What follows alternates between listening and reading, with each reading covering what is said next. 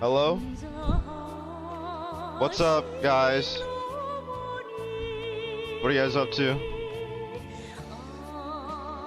What's up, Eggwatch? What's up, Bailey? What's up, Vintage? What's up, Spongy? What's up, Meow? What's up, Gummo? Hey, guys. What's going on? Nothing much. You guys having a chill day so far?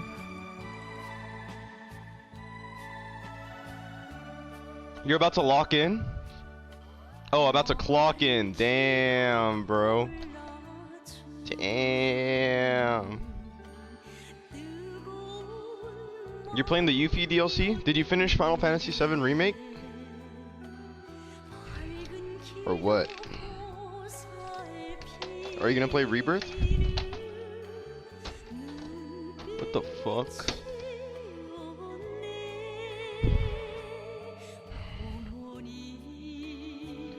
After I finish the DLC? Dude, nice.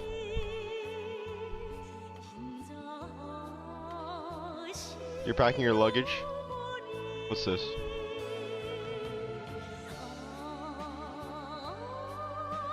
Whoa. Cool screenshot. Did you like the game so far or what? Hey, shut up, I'm tired with the 37 miles to go.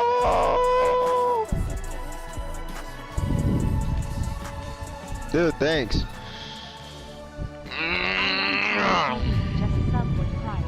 Good evening, JBOYSX. Good evening. Oh my god. Putting on deodorant? I hate putting on like this gel deodorant because it's like super cold when you put it on.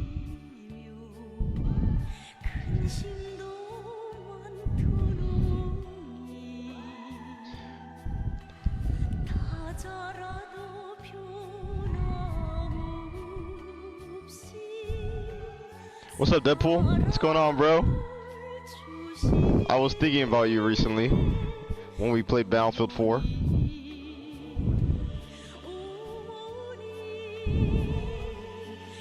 Streamer LARPer, no deodorant.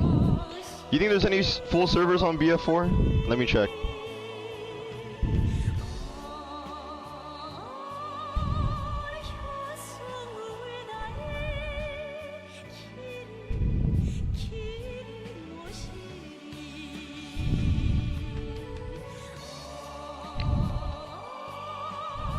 Shout out Xbox with the 27 months! Thank you! 2014 When did you play Battlefield 4? I didn't. I just opened it up, but I haven't played it. I haven't played it since the last time we were playing Battlefield. But I'm thinking of playing it. I'm thinking of either playing Battlefield or Counter-Strike right now. Ooh, which one? Dude, every time I look at the new Battlefield 6, like they're like, oh, there's a new naval warfare combat like happening, cool stuff, and I'm like, dude, I feel like, I don't know if I feel like old man, but it's just like, dude, it'll never come close to Battlefield 4, bro. Like the whole, just Battlefield 6 is just lame. That shit is lame as fuck. What's up, Mitty? Battlefield 4 really is like the best, like, it really is the best Battlefield. What's up, all crying? They don't even need to. My only hope for Battlefield is that, okay, they said, this might be copium, but they said that Battlefield is gonna try and do like a yearly release, like Call of Duty, which sounds like shit and it might ruin Battlefield. But think about it, if they do a yearly release for Battlefield, is it possible that maybe one of those Battlefields is like a Battlefield 4 remaster or like a Battlefield 3 remaster or something, and then we could just stay on that one? Cause this shit is dying, bro. There's only one server alive that has a max player count. The rest still have a little bit of people, but it's just only one server that has full players. It's so over, and it's so sad too. This game is so fun. Fundamentally, Battlefield 6 doesn't feel like a Battlefield game. Yeah, I agree.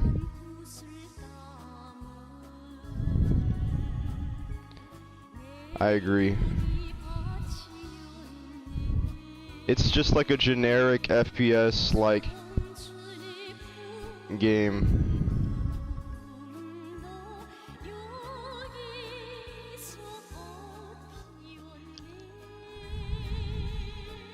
When are we playing Fortnite again though? Ooh.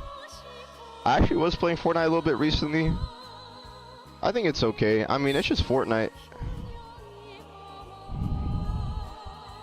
I have my problems with Fortnite too.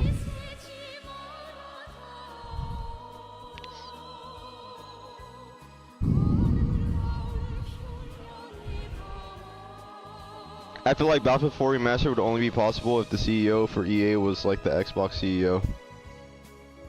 Dude, put me in charge. Literally put me in charge.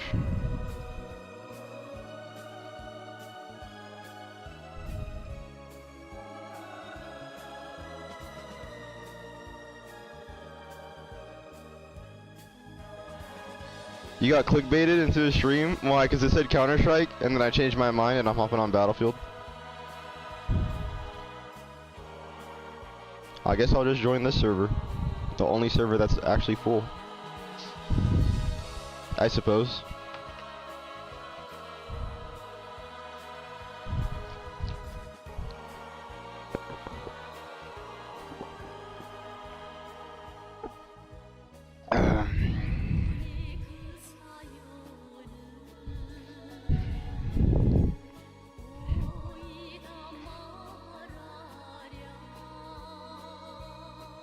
Were you watching the World Cup? No, not really.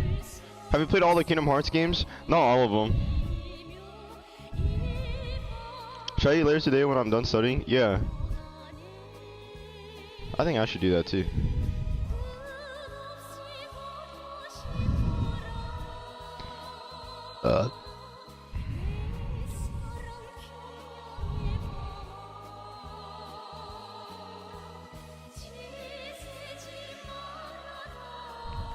Yo, what's up, Banana? Hi, bro. What's going on? How you doing? Oh my god, that's loud. Sorry.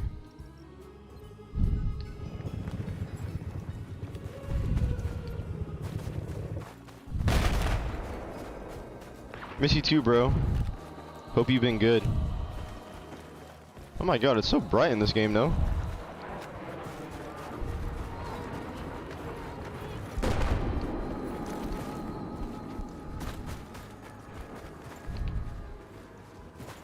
Wow, a full server. I have visual on an enemy soldier south of your location. Always working, bro.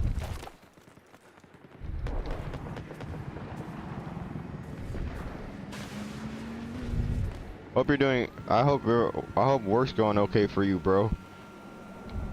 What is that? Enemy plane's been spotted south of your location.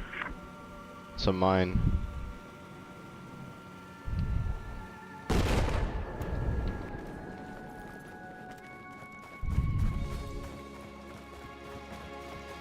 Love you too, bro. Heads up! Enemy sniper west of your I've been eating Walmart salads. I've been eating a lot of cherries, actually. Dude, be careful with those Walmart salads, bro. You're gonna get the diarrhea parasite. Is Battlefield Arc starting again? I don't know.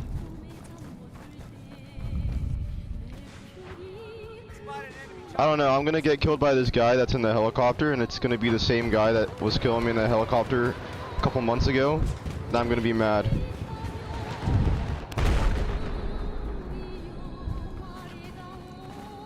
We lost objective Alpha. Wasn't Pal World supposed to be getting sued by Nintendo or something?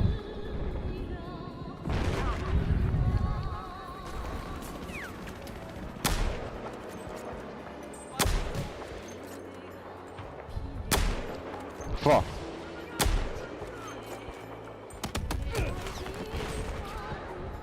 Right there, bro. They won? Nintendo won? Or Power World won?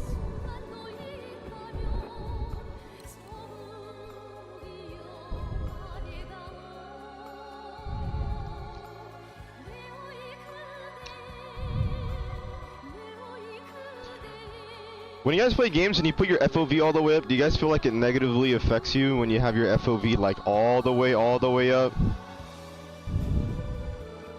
Like, damn, it's a little bit too much up that I can't see when people are. Well, I can't see when people are close to me, I think.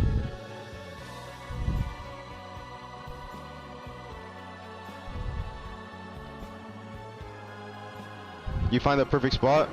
Oh, I just like instinctively put that shit all the way up. We no longer hold objective Charlie. We have lost control of objective Charlie. This is a fun game. I love this game.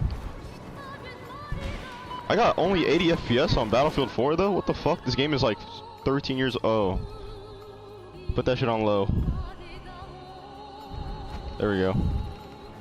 Play on ultra settings when it looks the exact same. Objective Charlie is under our control. Whoa, we back on Battlefield 4? Just trying it out a little bit. Listen up. Hostile helicopter south where you are. Just trying it out a little bit. No, I haven't been keeping up.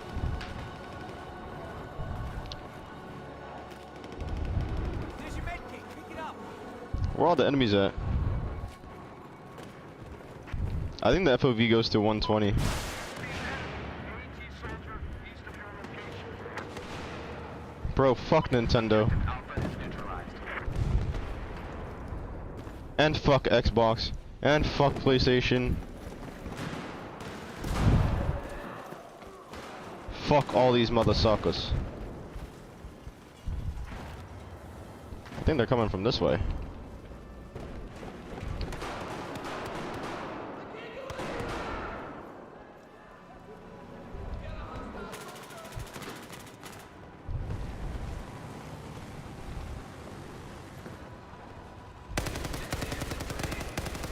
What the hell? That box is glitching out.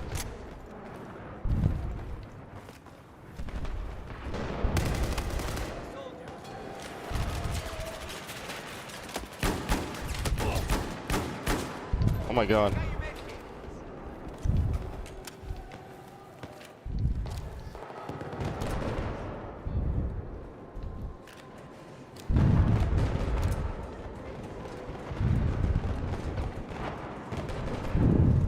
Dude, I think they're up there.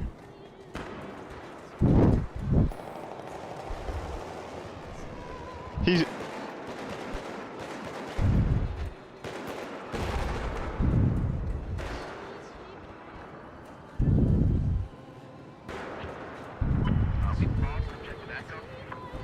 Oh shit! Someone just got marked as an HVT by the enemy command. What the fuck? Oh my god, you piece of shit. My PC specs have a 3060 Ti and i9 14900K, 32 gigabytes of 32 gigabytes of 3600 megahertz DDR4 RAM. I low-key have a beast PC, but my GPU is not so beast.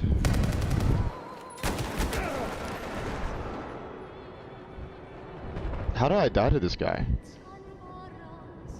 What's up, Marhaba? All that and no haircut? Yeah. Nope. Yeah. I do need to get a 5090. You're right.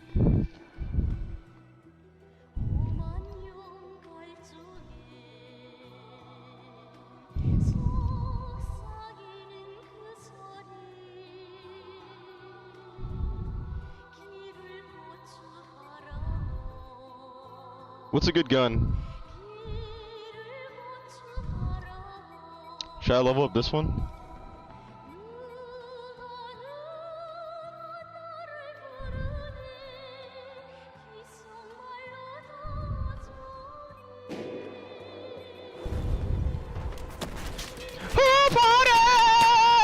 Hey.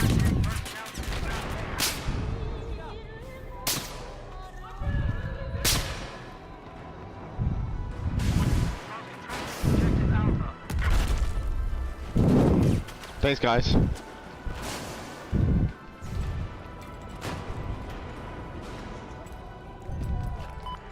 machine gunners operating towards your location.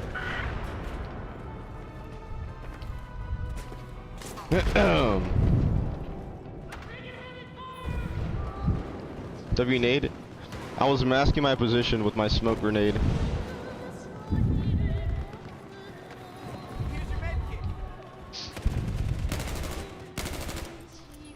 Oh, this is a burst.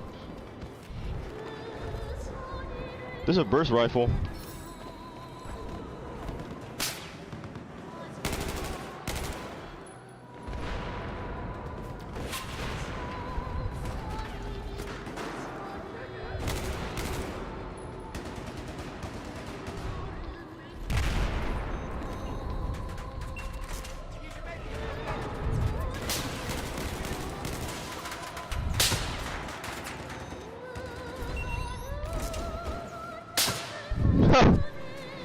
You're welcome for the revive, bro.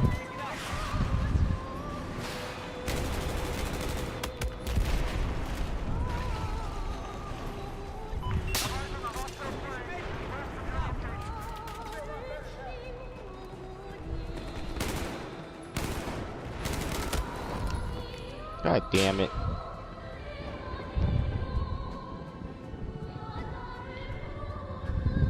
What the fuck? Okay, that guy is crazy. Holy shit. That guy just flew a helicopter in here. Taking objective Charlie.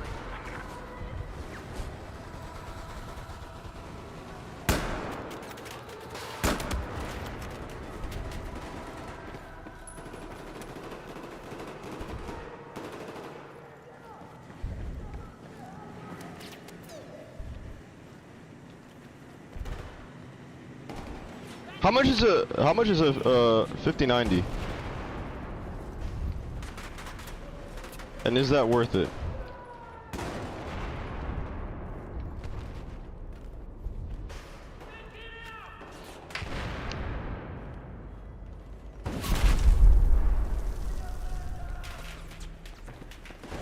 $2,000? Is that worth it? Wait.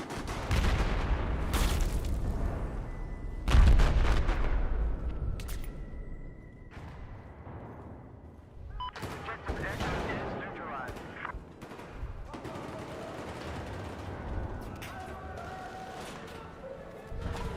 They're behind us.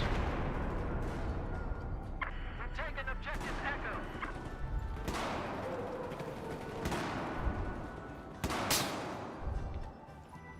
Soldiers, defend this objective.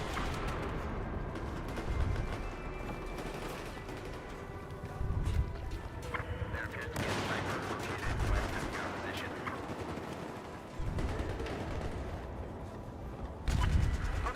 Objective Echo's been lost. Say again, objective Echo has been lost.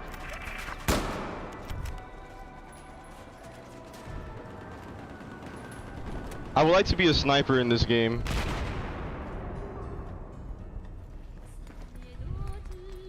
American Sniper, the Filipino version. This is the objective. I want you to attack. There's a light armored vehicle operating somewhere to your south.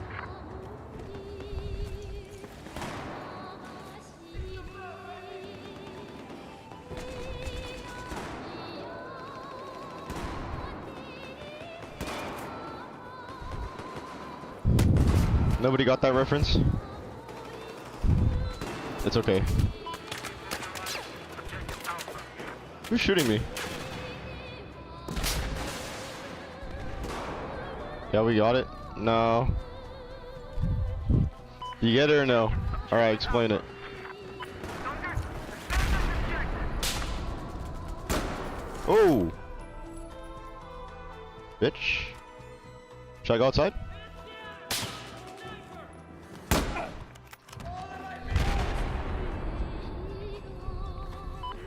We've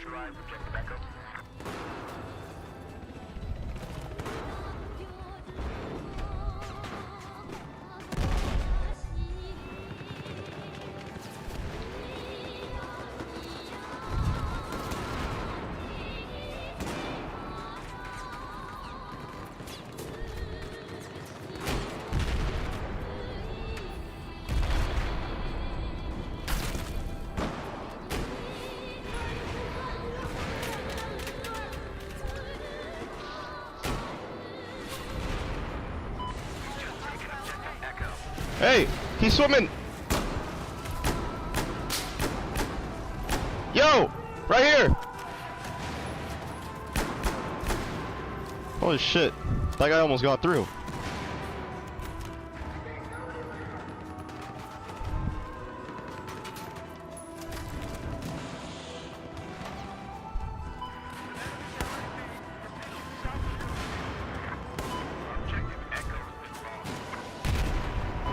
Hey, shout out X-Ray with those 6 mods, thank you! Dude, thank you. This snipe is for you, ready? Actually, let me position myself in a better position if I were to position myself in a better position. I spotted a hostile machine gunner. How do I get up on this railing?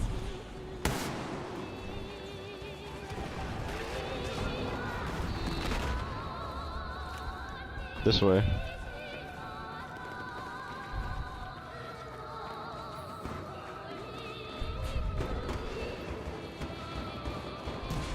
Wait. Here we go. Now control objective out.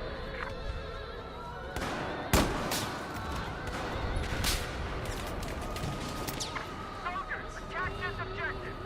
I see his feet.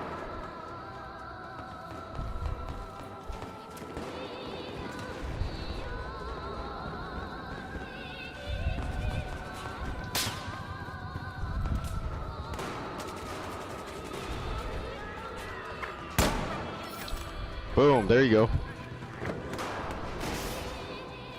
I sniped the side of his body. Defend this objective. Keep it safe. Objective Echo has now been neutralized. Defend this objective. Spotted a hostile heavy armor.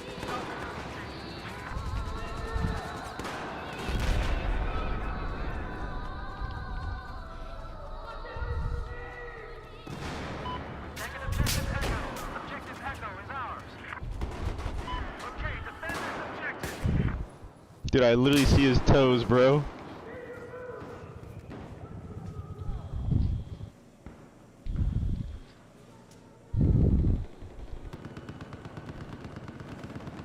You think they left? Attack this objective. Objective Echo has just been neutralized. Would you rather get your foot sniped off or have $10? Probably get $10.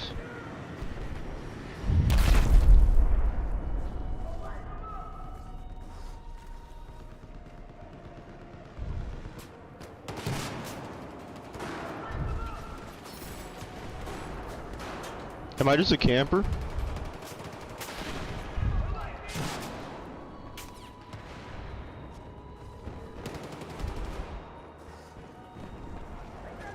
Looks like there's 18 personnel operating west of Boston.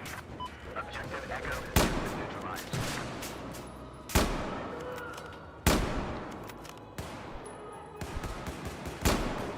Got that mother sucker.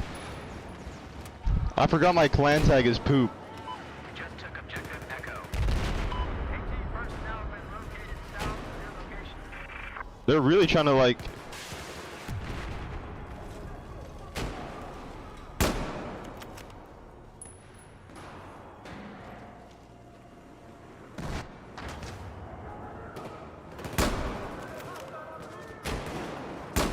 Oh! Suck my ass. What the fuck is that? Freaking drone. Watch out, bro, I'm sniping. Let me reloading. Defend this objective. Keep it safe. I bought Resident Evil 4 a couple days ago. It's kind of good. The OG or the remake? They're both good.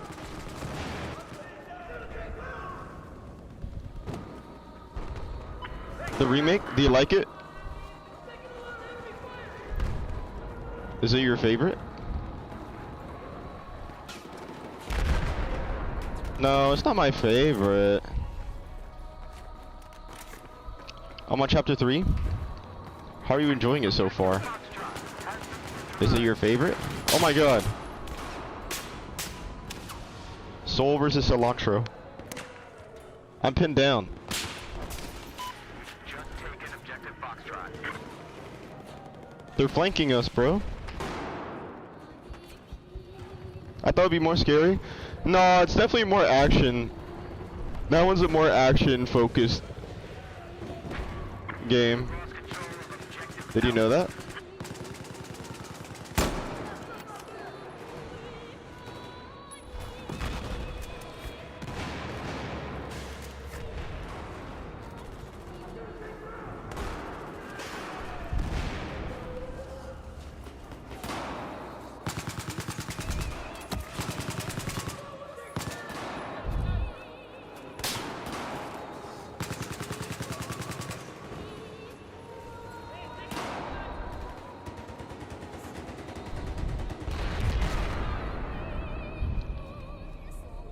This guy's no fun. Target and objective. Timer trainer. Hello.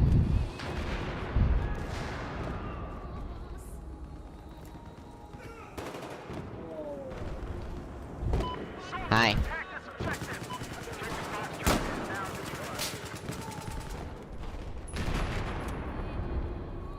neutralized. Keep this objective safe. Defend it.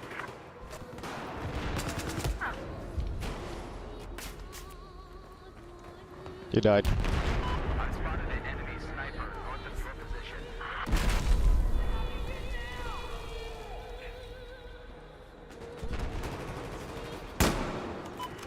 Alpha is now at our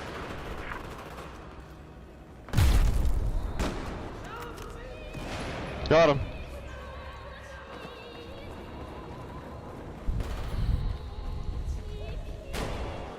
This guy's freaking trolling me, bro. Are you freaking serious? I have eyes on an enemy AT soldier west where you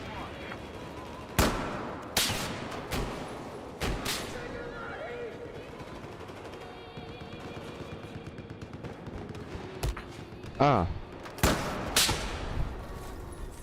Doctor.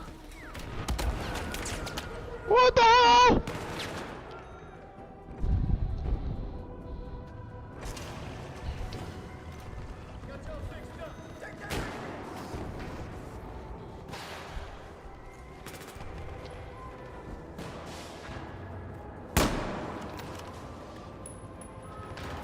This guy's, I could tell this guy's, oh! I could tell this guy's a pretty skilled sniper because he's moving around while aiming to make sure that he's not a standing still target, so he's not an easy target. So he's actually strafing side to side. Actually makes him a lot harder to hit. Did you know this?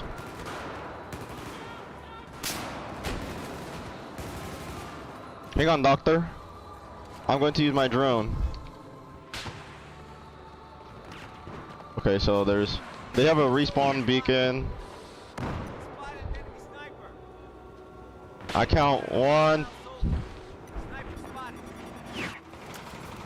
Okay.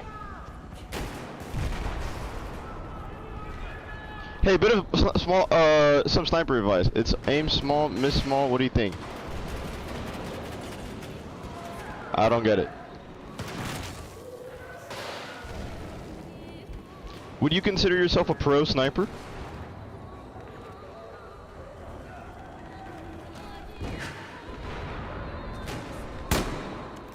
You get it or no?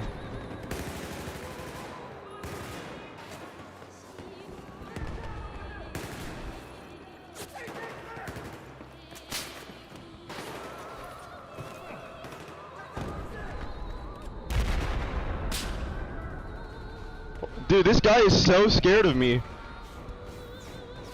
He doesn't even want it. Okay, you know what we're gonna do? Oh shit. Oops.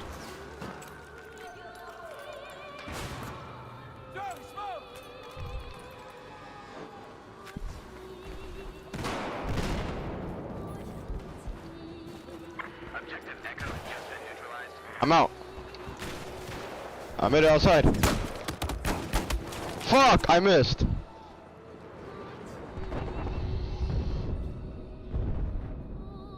From 1 to 9, which class number is sniper in TF2? Can you answer that? Ooh, 8. No. No, not 8. I don't know, actually. Is he on the right side or the left side?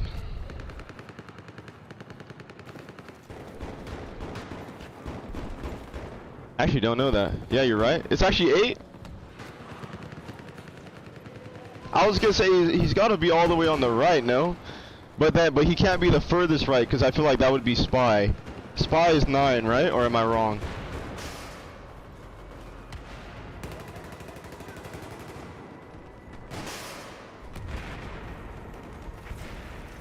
Yeah, he's 9. Dude! I'm literally Team Fortress OG. Are you mad? Wow, I just blew up.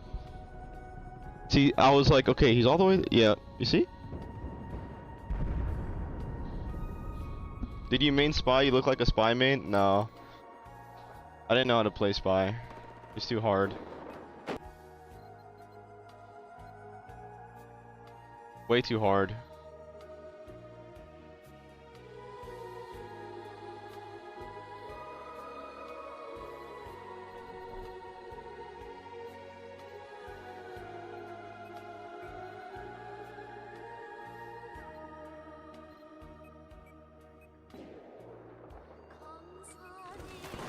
I played Scout and I played Scout and then I played Sniper. I wasn't good with Scout though, but I played Scout.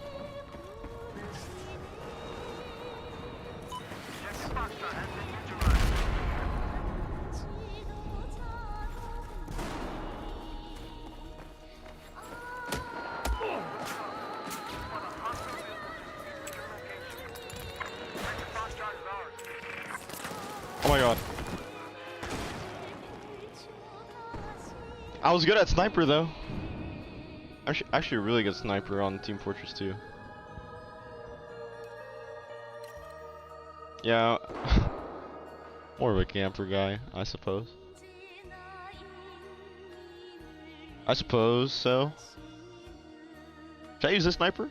Do you know this Sniper is the intervention from Call of Duty Modern Warfare 2?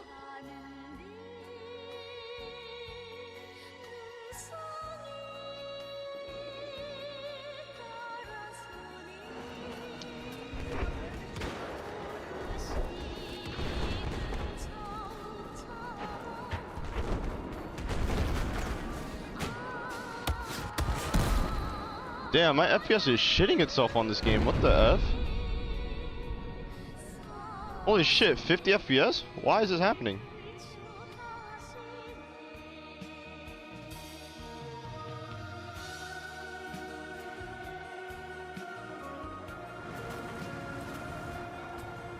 This game is like 13 years old.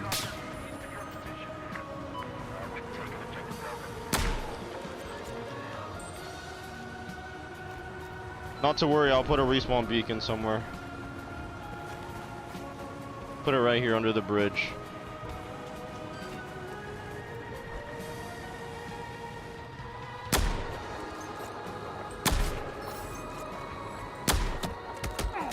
Fuck! I mean fudge.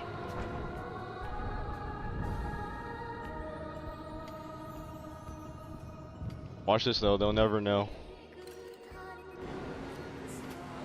I have respawned. Wait. Bitch. Oh my god.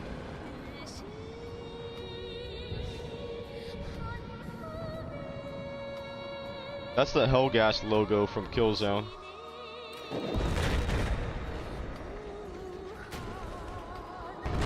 Wait, can I get in here? Oh my god, I can. Oh.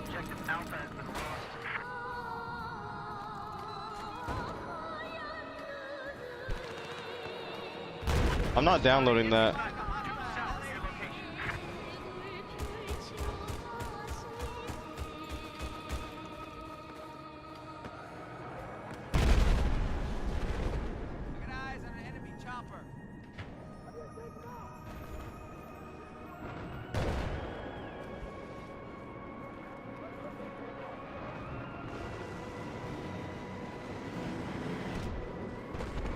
feel like these guys are so mad that we're winning.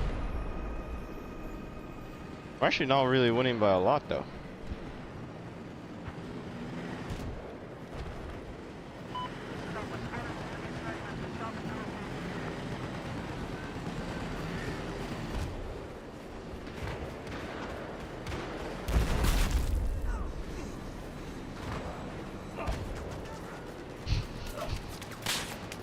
What?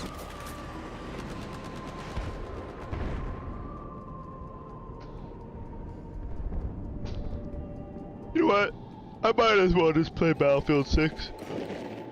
It's the newer game. Echo has been neutralized.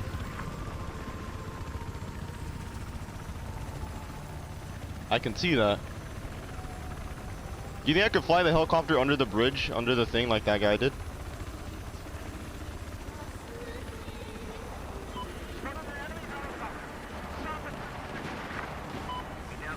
Oh shit.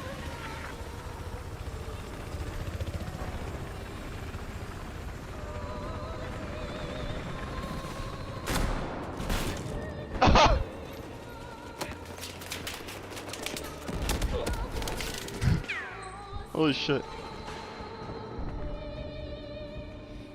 Dude, that guy is so mad, he's probably like, what the fuck?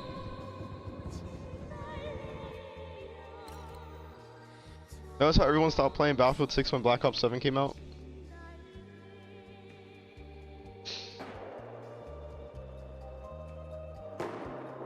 It seems like the success of Battlefield 6 in stealing the COD audience was only a temporary solution for them. You know? What, are they just gonna do it again? This time. It's like the stars aligned for them for Battlefield 6 to do good. Because Call of Duty was in a bad spot. They were doing Black Ops 7, nobody gave a F. It looked super lame. And then Battlefield was like, yo, we're gonna save you. Look how awesome our game is. And everybody's like, oh my god, it's so awesome. But it was really all just marketing. Marketing and then like anti-marketing on Call of Duty's part too. Like they did like bad marketing that it sucked. So it actually marketed Battlefield 6. So my question is, if they're gonna do a new Battlefield game after Battlefield 6, I don't think that's gonna work again though. People are gonna realize, oh, that's gonna, I don't know. PCRF? It's for Palestinian children.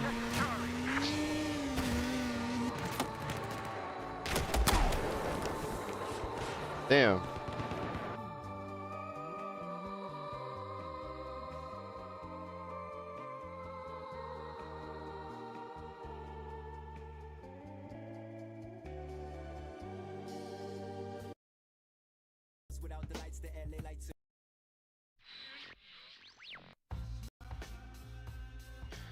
Battlefield 7.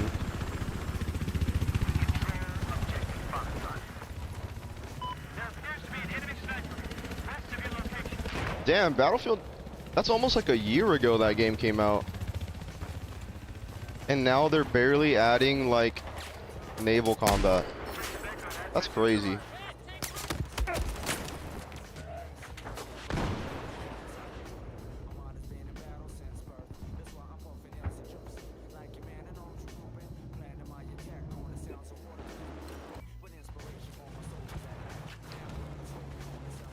Run, dude, run. Timer trainer.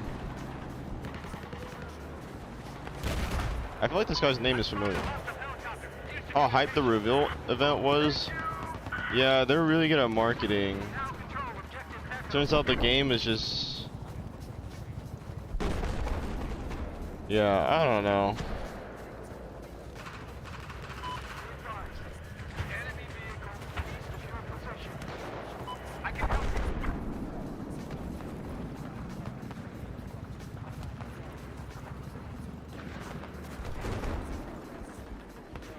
There's no saving it.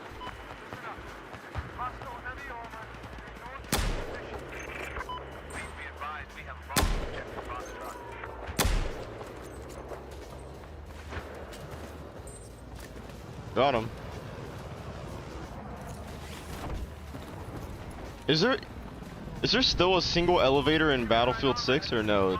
There's no elevators. It's all just zip lines.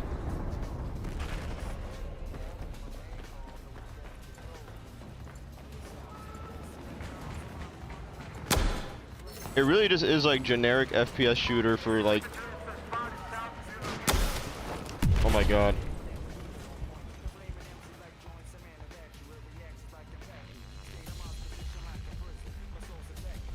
That was fun. Wonder what the next map's gonna be. If I don't like the next map, I'm leaving.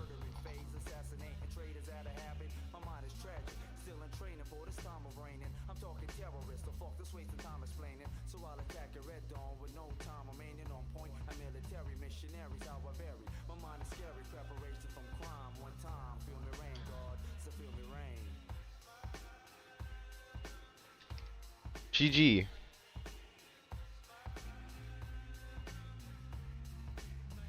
I got 21 kills.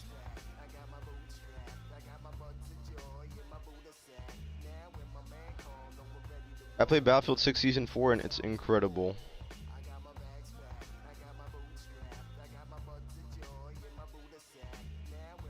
Friendly chopper. Oh, enemy chopper right behind us. I just launched torps at him. Are they gonna hit?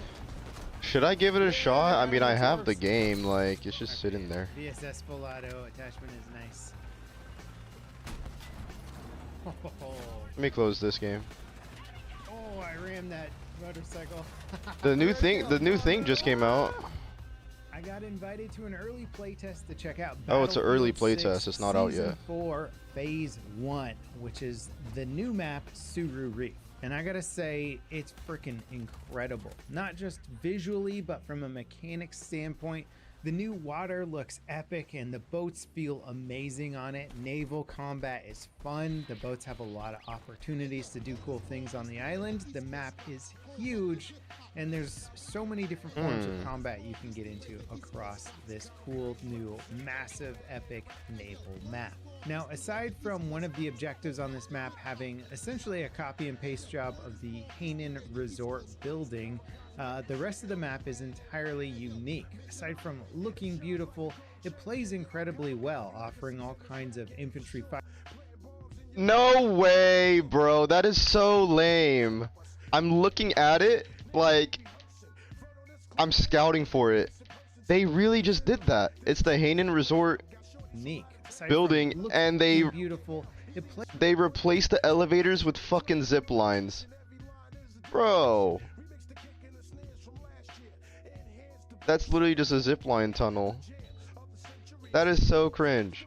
Plays incredibly well. Dude, elevators are like iconic in Battlefield, bro. Getting in the elevator, going up, getting ready to like battle as soon as the doors open. Now they just like Call of Duty Warzoned it. Ugh. Well, offering all kinds of I infantry hate that, firefight bro. opportunities, high vantage points for sniping, plenty of armored. Does anyone even play RedSec? I think they really thought that was gonna be like the next Fortnite. You could tell that they did that too because the way the HUD layout is like sorted out with like the players and like your health. Yo, shout out Cheetos with the 2 years, thank you! Cheetos _ just subbed with Prime. SUPP. Dude, thank you so much, bro. The way like your squad health and everything is shown, like it's not really Battlefield like that. Like you could tell that's more optimized for like a battle royale thing. It seems more like a Fortnite health bar.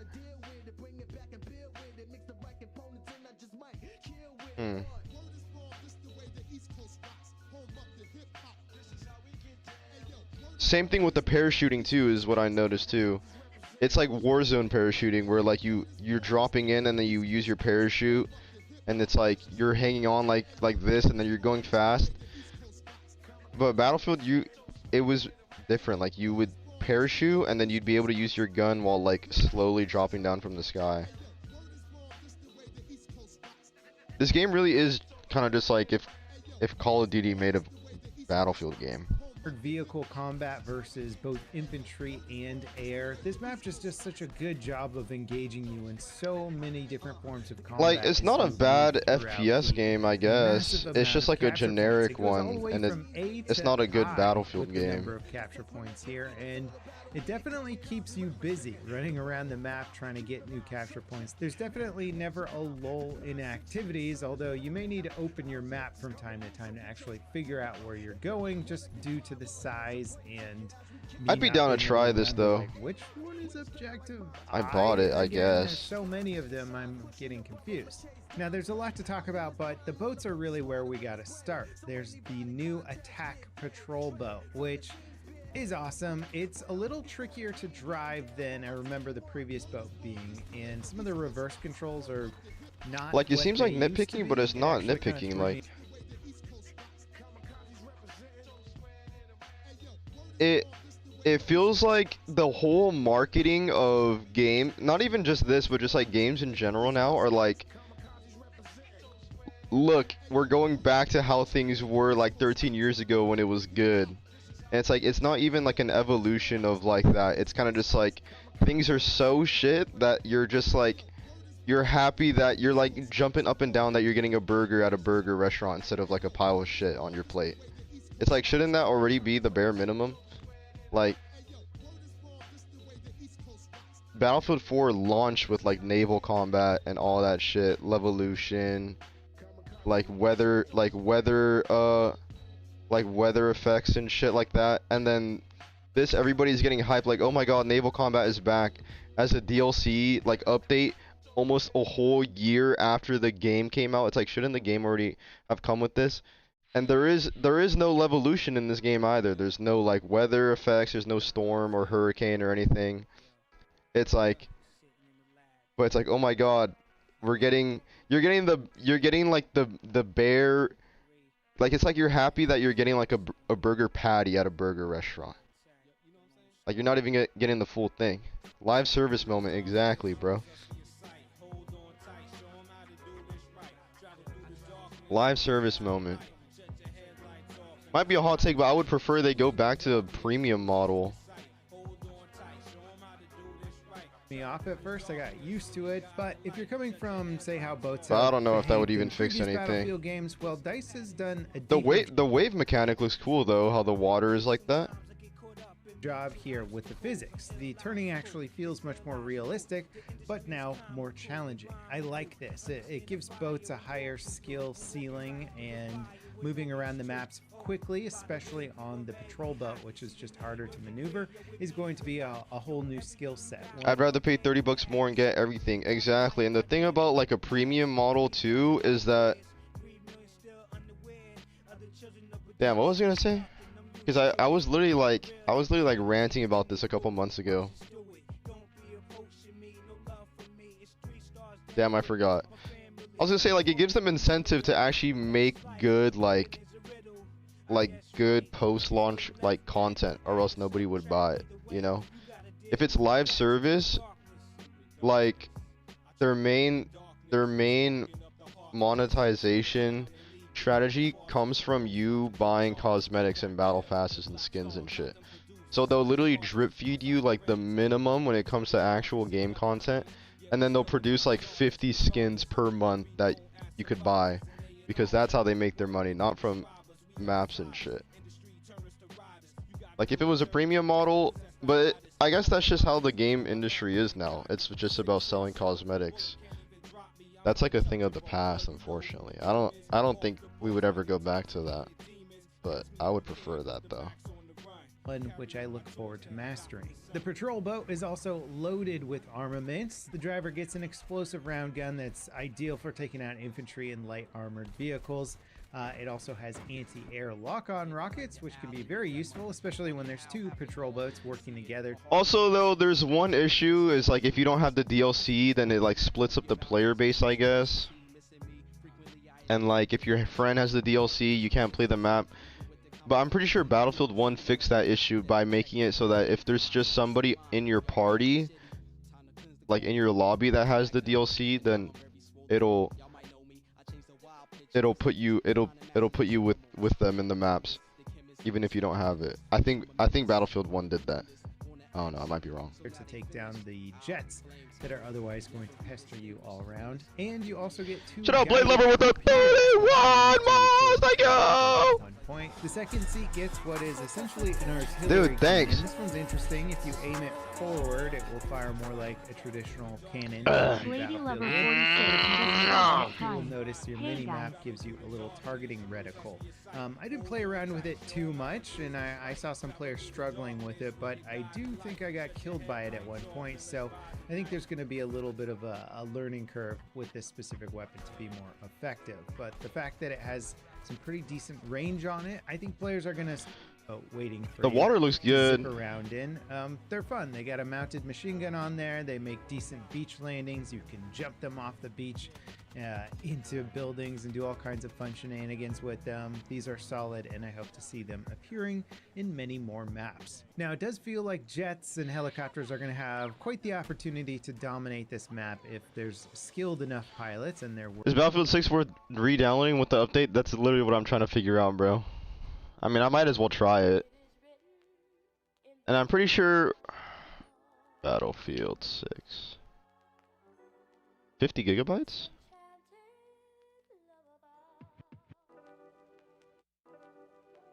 Yeah, just like uncheck the HD textures and shit too, so it's not like 100 gigabytes. Just uncheck all the bullshit.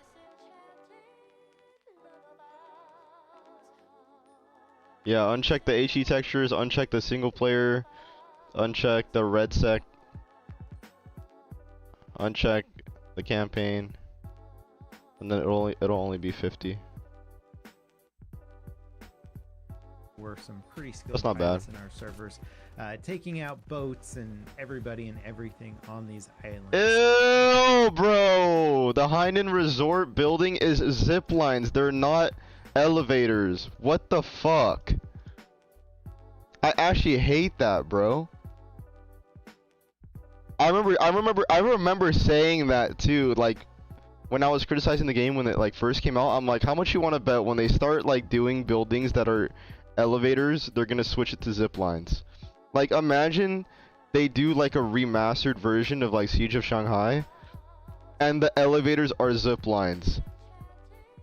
Ugh, what the fuck?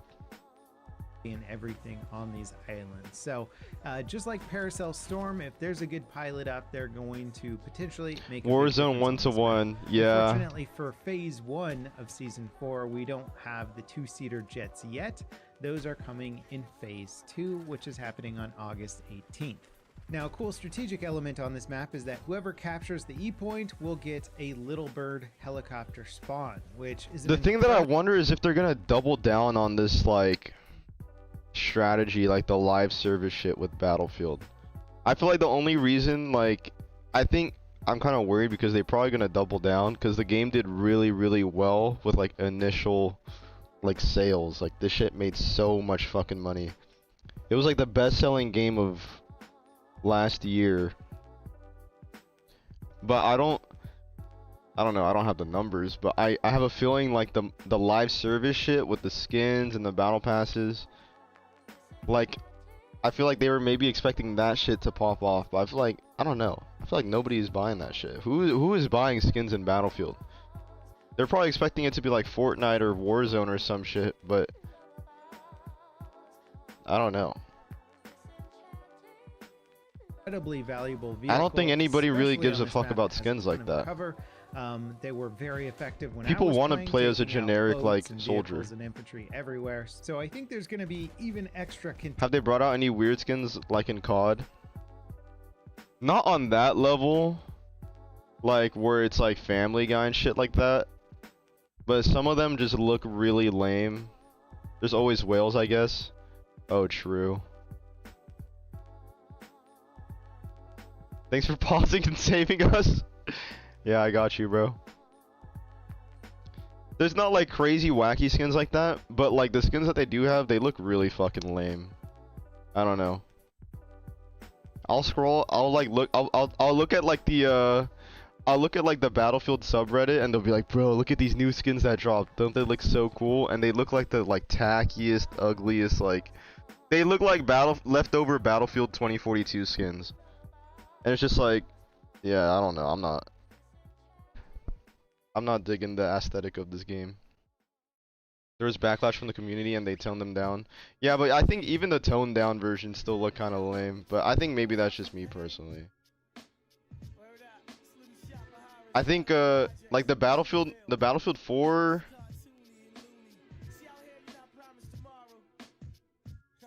Dude, the Battlefield 4 player models were just perfect.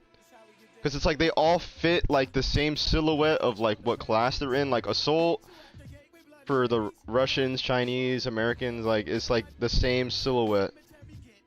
Like you could tell, like I don't know, it was just nice. Tension over the E-Point just because of its strategic value. Now for this update, there's 3 new weapons: the EF-88 assault rifle, the Bren 3 carbine, and the VSSM DMR. It was like with intention. I intention. didn't get too deep into trying to min-max their stats and whatnot. Both the assault rifle and carbine seemed adequate. The VSSM starts off as a semi-auto weapon, and you can upgrade it with a full auto feature. I actually did not have much luck with it in full auto mode, Yeah, I think for me personally, I'm just not really a fan of min-max like tuning of this could probably like dial this skins weapon in. at all Now, some of the exciting info we in got about phase 2 for this season in aside Battlefield. from Weapon getting skins Wake I think Island, I'd be which we cool already with, knew but was like coming, we are all the player model character skins. I like the way Battlefield 4 did it. Like you could change like the camos of it, but I like how they're all the same. Like it has like a cohesive also like Carrier Assault is a limited time mode for that, so theme that'll be going kind of on. cool. I know some people were speculating that that might be coming back, and it makes a lot of sense here, so I'm excited about that. And of course I'll the try this. Tomcat Freak and it. the 2-seater jets as well. Some of the quality of life updates that I'm not sure if they're coming in phase 1 or phase 2 or at a later phase this season will be custom lobbies, spectator mode, and proximity chat. I didn't notice proximity chat while I was playing, so maybe it's not coming in phase 1, but those will be pretty significant updates. And if you're into Red Sec, apparently they're going to get a fully explorable aircraft carrier on Fort Linden, so that'll be kind of an interesting addition to that map. Now coming back to Suru. Oh my god. And I hate how a lot of the cool modes are like limited time only because like they want to give you FOMO to hop on. Like the obliteration mode, I'm pretty sure that was limited time only. Bro, like in Battlefield 4, that shit was so cool. Nobody plays that shit anymore though, but yeah, like also I wonder if they still have like the Netflix Hulu UI for the like main menu. I think DICE has got another banger of a map on their hands here. It's a very large map and it can take a while to get from one objective to another, so you kind of have to strategize your transit a little bit more so than some of the Proximity chat. size maps. There's also plenty of bridges connecting the various islands, which make for great choke points and combat experiences.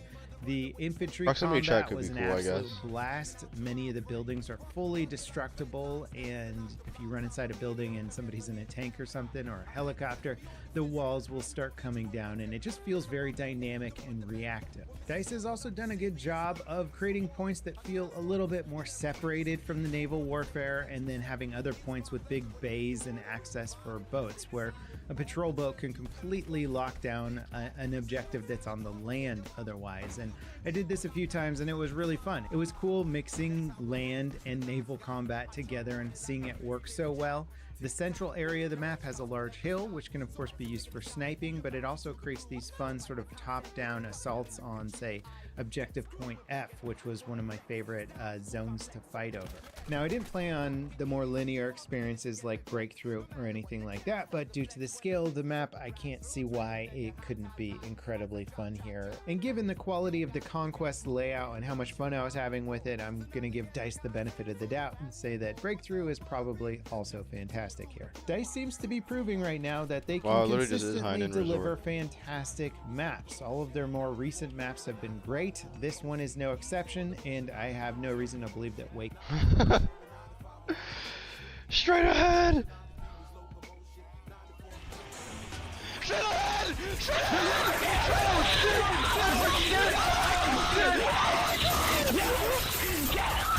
ahead! Yes, yes! Dude, let's make our own Battlefield game. Dude, that was hilarious. Bro, BattleBit was so fun.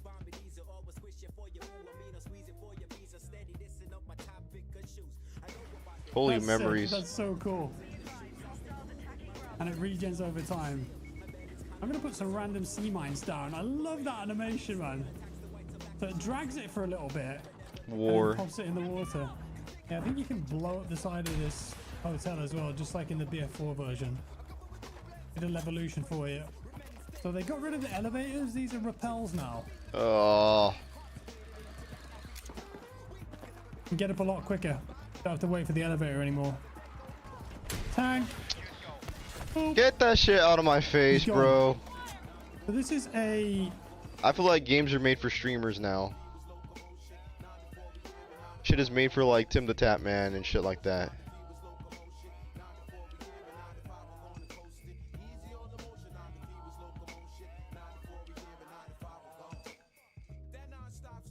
Burnt peanut. It's made for like Battle Dad streamers, bro. It's like the generic like FPS game with the generic mechanics and whatever. It completely takes away from like what Battlefield is. So bad. Taking my third finasteride pill in one day, dude. You're gonna get gyno and micro penis. It's actually over.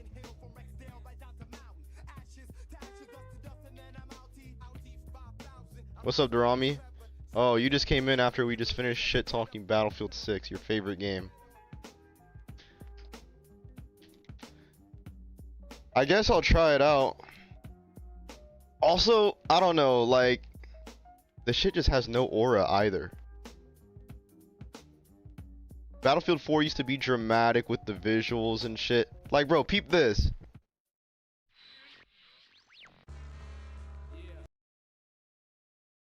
And it had Levolution. This is peak.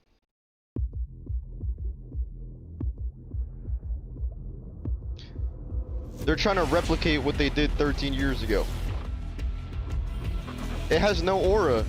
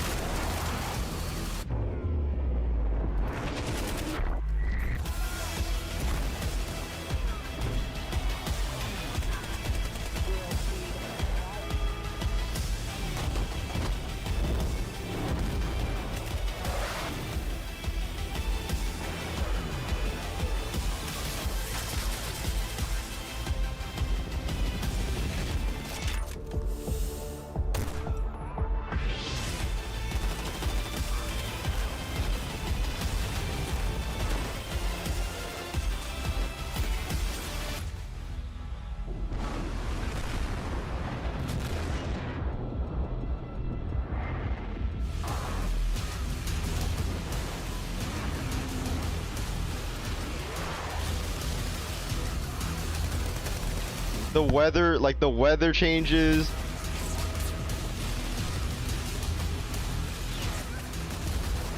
Bro.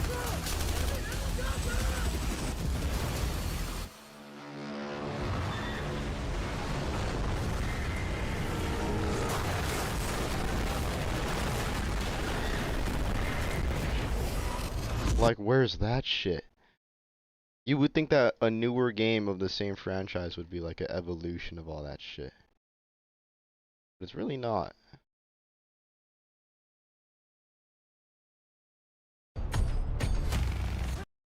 Wait, so Battlefield 6 released the naval update, but did Battlefield already have all the naval stuff on release? Yeah, exactly. Exactly. It already had it like when the game came out. It came out with naval warfare on release. It came out with like skyscraper maps on release. It's because it's a live service, so they just do like the bare minimum. They drip feed the content, and instead they just give you a shit ton of skins to buy on release.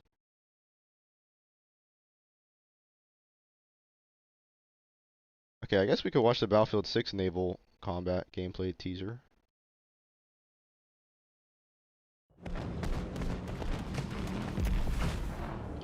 The waves look cool, I'll give it that. I think the wave mechanics where it's like super... Okay, the landmines are cool too. They're because they're just dropping them. They already have all the monetization. Yeah, exactly, bro. Just because back then their monetization was like the maps as well.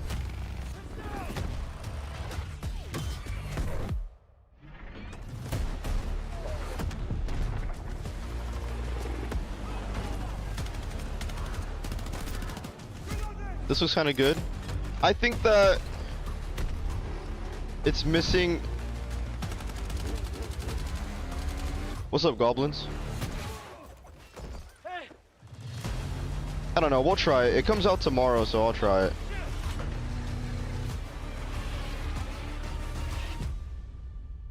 Come on! Attack and Emo hair, yes. Take ground and control it at all costs. Let's move.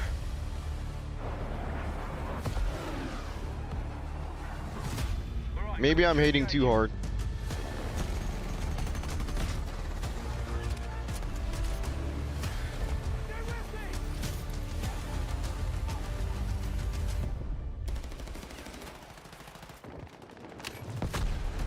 What's up, Fiora?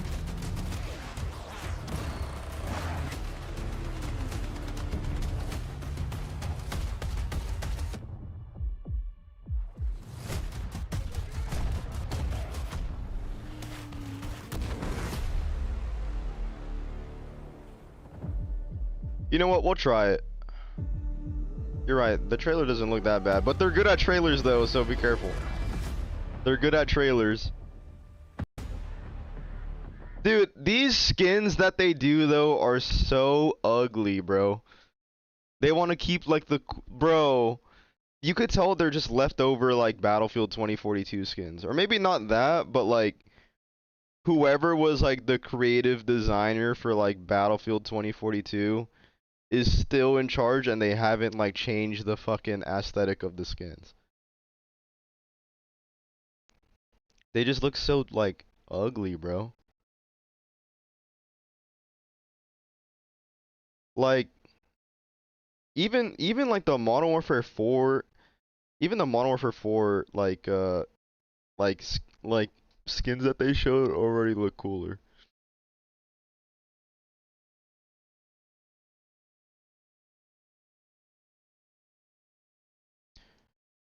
Generic Future Soldier number 2541. It's not even like future either. It's supposed to be like a modern setting, I guess.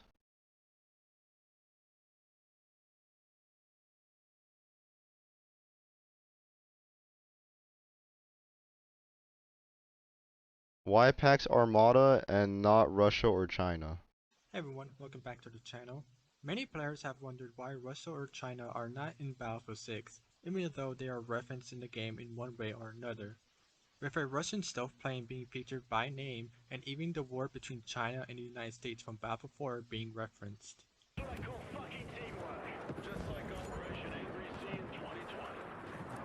So why are they not in the game? First, let's get the obvious out the way. Battlefield 4 was banned in China, so when Battlefield 6 was being developed, they may have wanted to avoid another situation where yet another Battlefield game gets banned. But I have another reason as to why China may have not been included in BF6. We know that the Battlefield games are connected. Iris is a playable character in 2042, Pac even appears in a short film, and Reichert is even mentioned in the index for the game. In BF 2042, a war between China and the United States was never mentioned besides the one, meaning a war between seen in. I don't really care anymore. I don't even care anymore. The Chinese dudes look so sick.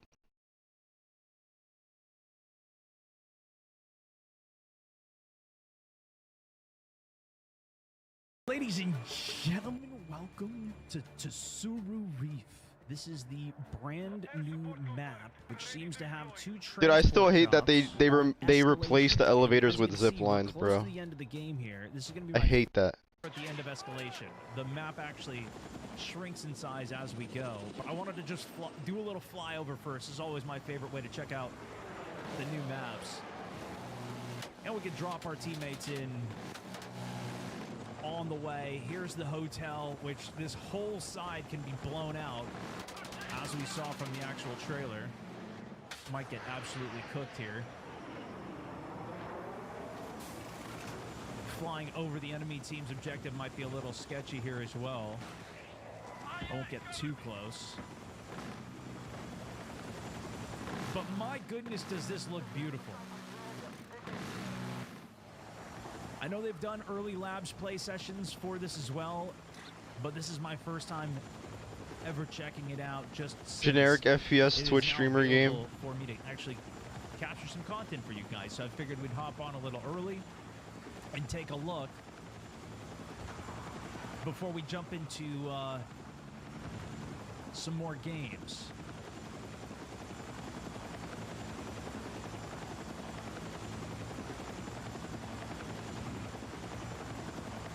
We have a very limited station here, but we do still have the air support. I want to take a look at the boats here as well. Our This map first looks pretty time cool, having though. Swimming in Battlefield, which is well, The water Battlefield looks 6, really obviously, cool. It's been in it before. Looks like we can swim underwater. I don't think you control your depths, which was what I remembered from Battlefield in the past as well. Although actually you do.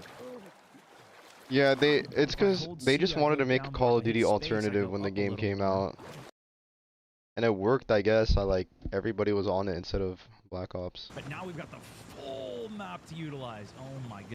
Actually in the game for this test that we're on here, where theoretically I could talk to the blueberries that are in my squad. Here we go. I want to get in on some actual action here for you guys as well, though. If we get in some boats, that might be nice. Yeah, the push new in on Black Delta Ops objective. was like well, I don't know if the game was bad or not, but like everybody was already set on like not playing it because they were just not into it. So it's like the stars kind of aligned for Battlefield to do good. Like the stars aligned, Call of Duty was down, Battlefield it was your time to shine. They did all the right marketing and stuff, and then they won. They sold so many copies. It was like the best-selling game of 2025. But the problem is that the game wasn't actually genuinely good enough to like keep people in the game and retain that, you know. But games usually when they drop, of course, like they get a huge spike and then they slowly go down and stabilize. But Battlefield 6 was like that's different. Like it completely died. Like not like completely dead like a old Battlefield game, but like it dropped. It like lost like 90% or some shit of like a huge amount of players. Cuz the gameplay loop was just there's no variety in the gameplay loop. It was like playing Call of Duty Ground War.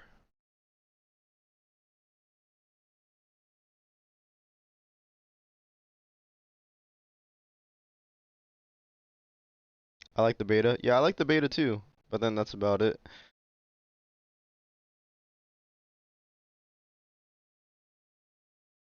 I don't think any is there any saving that game? I think the game could be saved in a way that's like the game is like at least bearable to play and enjoyable, I guess, to an extent if you happen to go out of your way to play it.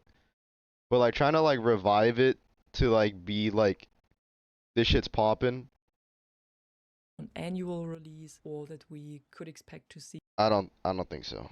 What's up, Alex? And lastly, They would just have to make a whole other game and not launch it like that. we also got some interesting interviews with Vice President and General Manager of Battlefield Studios, Rebecca Kutas, which was perfectly summed up by Battlefield Bulletin already, so I really just want to give you a heads up on this because I think it's interesting. Because in this interview, she's saying that Battlefield 6 will continue to be worked on far beyond the end of 2026. And when she was asked if there are plans to work on the game for at least the next 2 years, she said yes, of course. So next 2 years would be 2028, when we could probably expect the next Battlefield game, which would make 3 years between Battlefield 6 and maybe the next one, which I think sounds a lot better than some of the things that we heard in between, The like safe that boot. they're allegedly going for an annual release, or that we could expect to see the next Battlefield next year already. So RP it doesn't Vin sound like this will Zampella. happen. It sounds more like 2028 after 3 years, which I think sounds a lot better and a lot more healthy. Think as anything a will change with frequency Battlefield for the 7? I don't know. I think there's like a 80% chance they'll just double down and do like, kind of like how like Call of Duty did to like their games, how like the next Modern Warfare game is kind of like the same as the previous one, but maybe it has like a change here or a change here, but it's like the same shit. It'll probably be like that. It'll probably just be like a copy and paste of this game, and I don't know. The only thing is like if they start doing yearly releases of this shit, the only thing you could really hope for is like maybe one of them is just like a Battlefield 4 remaster or some shit, like a Battlefield 3 remaster, re-release. But I don't know. It's probably I don't know. Not even looking forward to it. this franchise. She's also saying that they have a fantastic player community that sets high standards for the developers and require bigger maps, more content, and so on. And they're solely focused on the players and Battlefield at the moment. And in addition to this, she also said that Criterion, the studio that was added to Battlefield, is now a dedicated Battlefield studio. Also, based on the occasion of Criterion's 30th anniversary, they have changed the studio's logo, which now says Criterion, a Battlefield studio. And this is great for Battlefield, of course. Yeah, but they're then really trying to again, make this like their Call of Duty, but it's like, yeah, I don't know.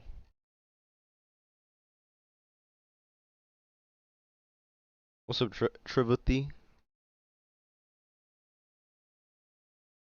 What's that one Battlefield like director that directed Battlefield 4 and he made his own studio and he's working on something? Damn, I forgot what it was called.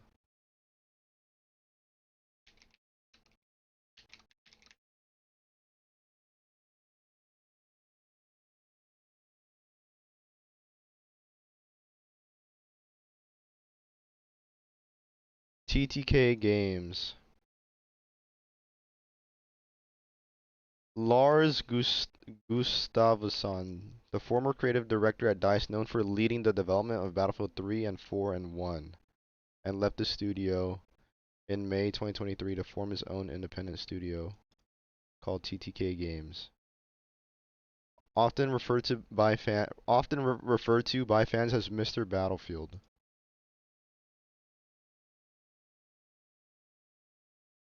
This new project is being developed as a spiritual successor to the classic Battlefield titles.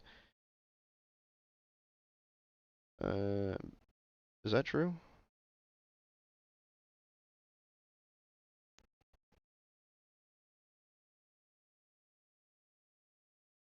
Can he save us?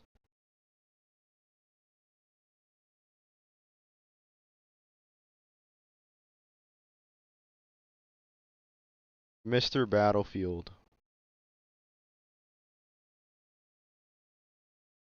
Maybe he might make a good Battlefield.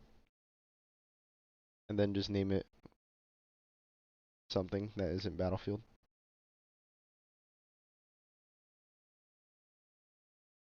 Maybe that actually is what saves us, no? I mean, if you think about it, maybe that's the reason why games were good back then. I don't want to sound like that, like, oh, games were better back then. But maybe it's because they had more creative freedom to like do the games that they want, and they were like smaller and stuff like that. But now that there's so much money in the game industry now, and it's so inflated, everything has to be like ugh. So then maybe it's like the double A or indie developers or smaller studios that pull up and be like, okay, like we're gonna make some sick ass shit because we don't have to hit profit margins of like 40 trillion. You know? I don't know. Maybe it works like that. When the publishers didn't control everything. Yeah, I mean they still controlled things to an extent. But yeah, not everything. They still gave them a little bit of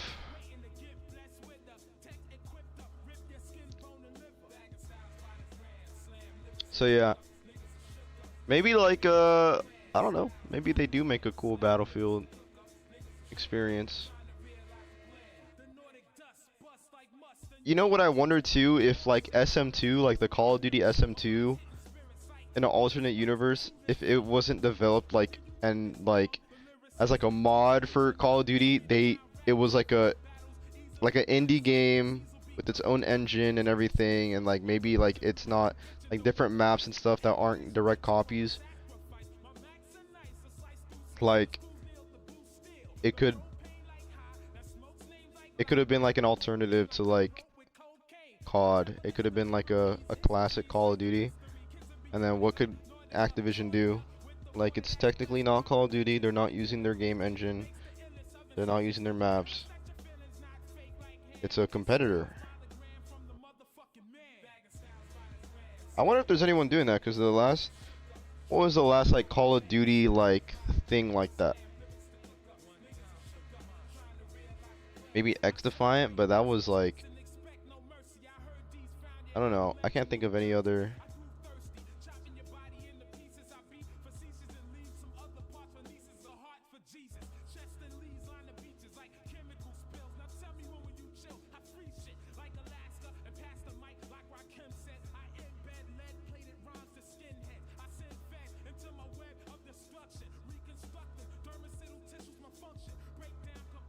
What about War Dogs?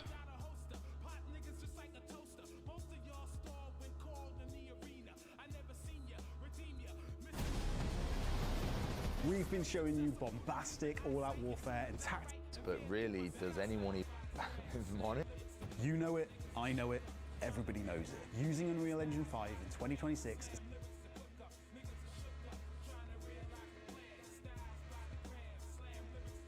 If this is like a milsim, like realistic type of thing, I don't think I'd be into it. They're all in the bushes.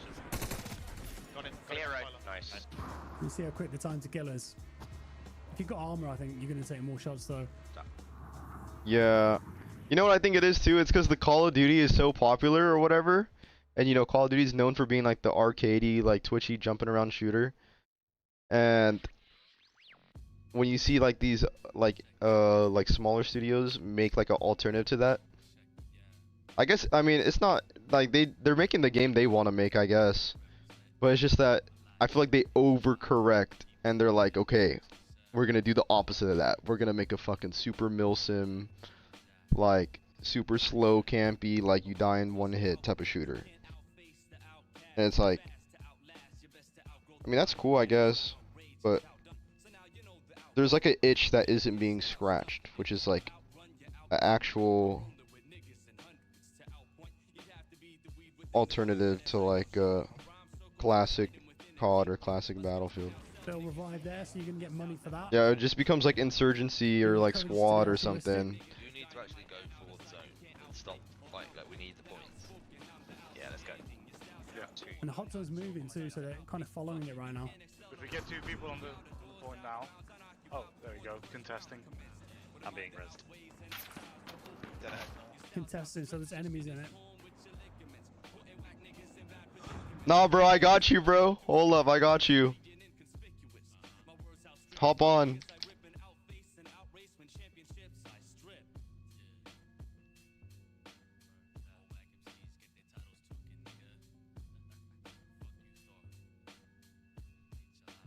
Hop on Delta Force, bro.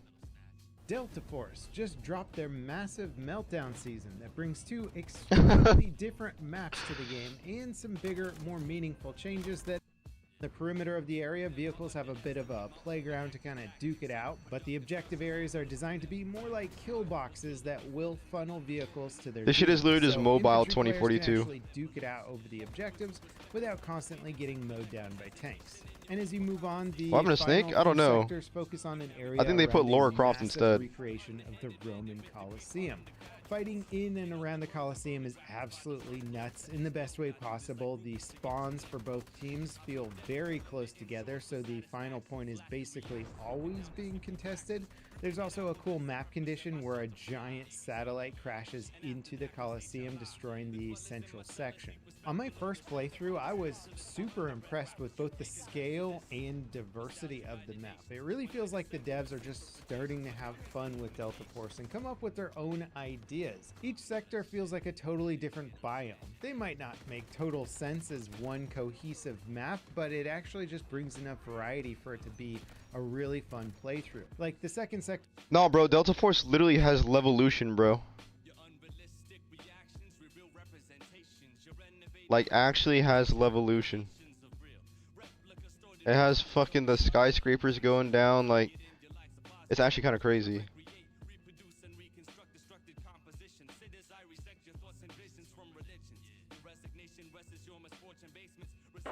The enemy has activated the device. We're detecting a massive quake on the way.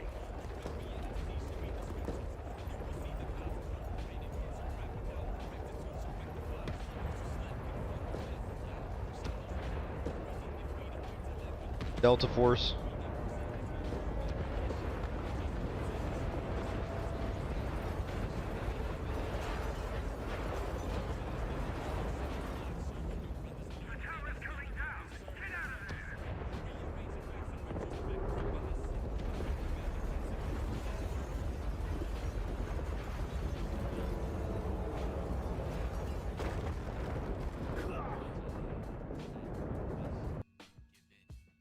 Kind of cool.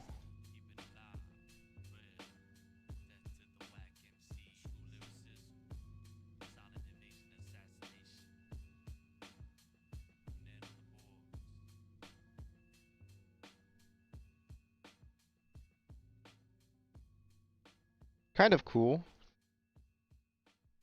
Play Deadlock? I don't understand what's happening in Deadlock. I need to actually like understand what happens in that game. What is Konami doing? I saw this.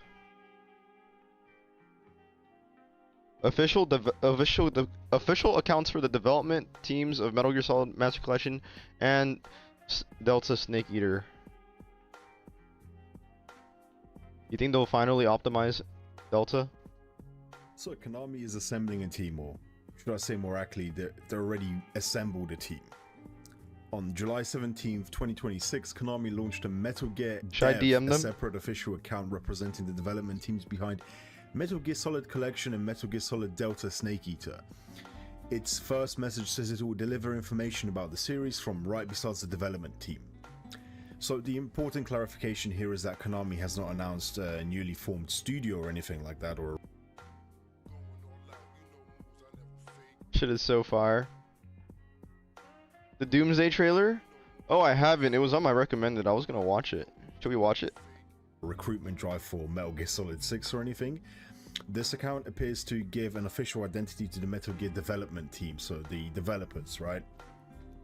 An organization that already produced Master Collection 1, Delta, and the upcoming Volume 2. The old Kojima Productions did not disappear completely. The popular version of this story and narrative that people kind of drive with is that Kojima left Konami and took the entire real Metal Gear team with him, and that is not fairly accurate. A substantial amount of former Konami developers did follow Kojima. Credits analysis found that 67 of approximately 120 core Death Stranding developers had previously worked at Konami, including 62 who had worked on the Phantom Pain. But that still did not represent everybody who had worked on Metal Gear, and several important veterans remained at Konami. The most important remaining figures are Noriaki Okamura, who's the current Metal Gear series producer. His Konami history stretches back decades. He received a special thanks credit to the original Metal Gear Solid, later worked on MGS4 Phantom next Pain month. and produced a recent Master Collection. It's called Millennium. Look up Steam Millennium, and then you could like do plugins and stuff. You've got Yuji Korikado, he's the producer and director on Delta, who worked on numerous Kojima-era Metal Gear projects, including the original Snake Eater. And you have Yota Tsutsumizaki, one of Delta's directors, who previously worked on the Phantom Pain and Metal Gear Survivor, everyone's favorite. Okamura has previously said that although not every original developer remained, many of the members of the old team were still involved, and the remaining staff preserving Metal Gear for future generations and the responsibility. So Metal Gear, the future of Metal Gear has potential if they optimize the games and they make them good. Make the good stuff. Make my shit run at a good FPS.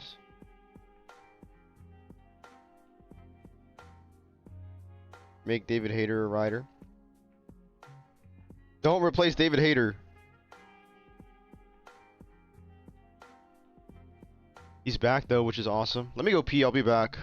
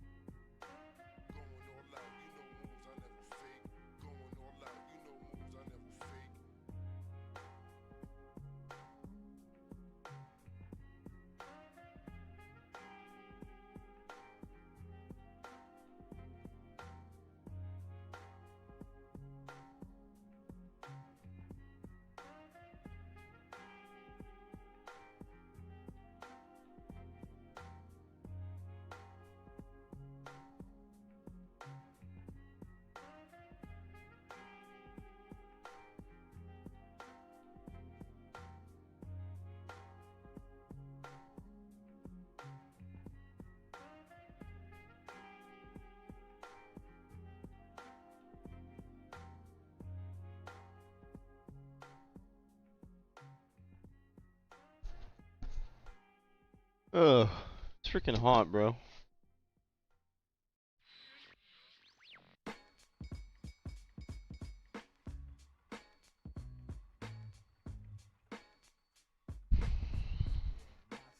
So if this update comes out tomorrow, I should just download it now, I guess.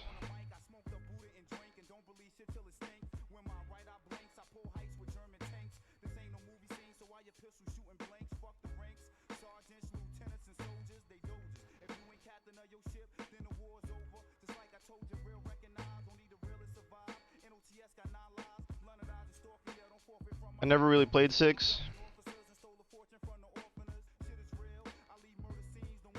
Yeah, it's kind of just, I don't know.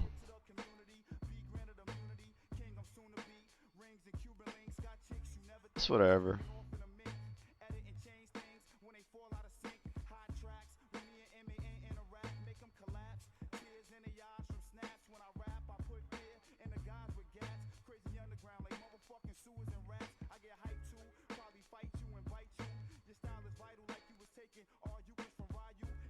Your PC was breaking when you were trying it? That freaking sucks. For 10 minutes. Well. Oh no. Oh my god, Ghost of Yote is booting with the PS5 emulator.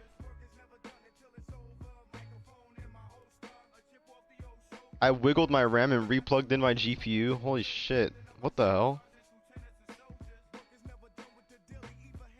Yeah, I did see the leaked trailer for Kingdom Hearts Missing Link. That shit looks crazy. Why are they like astronauts?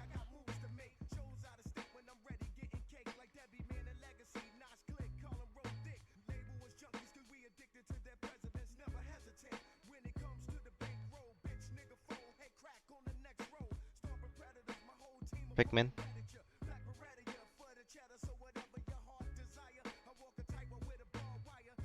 I'm so hungry. What's up, Isaac Alba? Battlefield 6, we're good. Downloading Silent Hill 1 right now. I'm downloading this, but I'm not playing it, bro.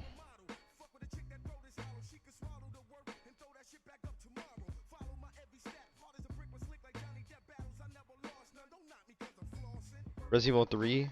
True. Downloading Peak.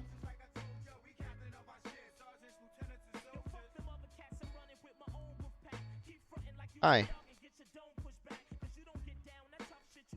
Hi.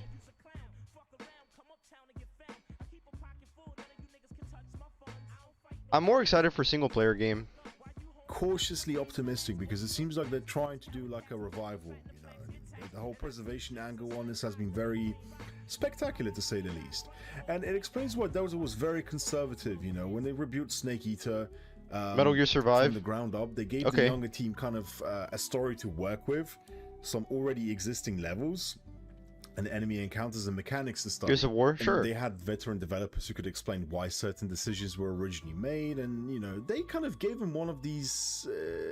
They gave them experience producing a modern AAA Metal Gear game, you know, without immediately having to write an entirely new one, which is good. It's like a think of it as fucking VR missions from MGS2, right? That's kind of what they gave these junior developers. And the developers have also spoken about the urgency behind this. The original staff are getting older, and Konami recognized that there'll be a limited window in which they could pass the knowledge to another generation. This is actually very smart, you know, not to glaze Konami or anything like that, but this is actually a very smart move. You know, they're kind of, obviously they're using Unreal Engine 5 or whatever, but the fact that they're kind of passing down this knowledge to another generation is good, because I don't think many dev studios do that. You see dev studios very frequently hire on a bunch of trainees or new people and have them work on a game, and once that's done, they'll just lay them off, right? That's kind of the industry trend right now. And this makes the new account a bit more interesting to me. It may represent the moment when this mixed team of veterans and newer developers begins developing its own public identity, rather than simply being described as the people remaking Kojima's games. You know, they kind of have their own identity. Are you a timer trainer? Dude, I knew that name was familiar. You know, curious as to why they created this account now, and there's a few good reasons behind this, I feel. Delta has passed 2 million sales globally, and I think this was at some point this year or last year even. You know, you got Master Collection Volume 2 that's releasing on August 27th. In about what, just over a month, right? And Konami now has several years of continuous Metal Gear production behind it, rather than one isolated comeback project such as Delta. They've been doing stuff in the background, clearly. And you know, the developers have previously discussed both remakes and completely new projects as possible directions, although they have not publicly committed to either opinion or option. My main interpretation is that the account probably has 3 immediate purposes. And now, don't get super excited. I'm picking out a scare right now. It's a small thing, but it is showing that there is movement, and the franchise is not going away anytime soon, so don't go thinking that it's done, right? Number 1 is to promote and support Metal Gear Solid Master Collection Volume 2. I can guarantee you they'll be taking some sort of feedback on through Twitter. Yeah, when those games release. Provide technical updates, developer commentary, and archive material, right? So they'll probably be doing that if the main Metal Gear account doesn't do that already. And gradually they'll familiarize fans with the people now responsible for Metal Gear. And I feel the third one is very important, because Konami knows that any future original game will immediately be judged against Kojima. Wait, what do you say? Ready? And gradually they'll familiarize fans with the people now responsible for Metal Gear. And I feel the third one is very important, because Konami knows that any future original game will immediately be judged against Kojima. So putting names and faces behind the current team could help establish kind of a trust fund thing, right? Okay. Before the company attempts something more ambitious, like Survive 2. I'm joking, I really didn't mean that. So what this could essentially mean for Metal Gear Solid is that it's most likely just for continued preservation. My safest prediction is that further ports, collections, patches, and potentially another remake. Konami has repeatedly said that each older Metal Gear title would require a different approach rather than simply copying the Delta formula, and that is very true. If you're looking at the MSX games or Metal Gear Solid 1, they're all very different games, right? They tell different stories at different times, and it's going to be kind of difficult to adapt an MSX game or, you know, MSX games to full 3D. It'll be definitely an undertaking, right? How would you do a Metal Gear Solid 1 remake? I low-key don't think... Ooh. I don't know.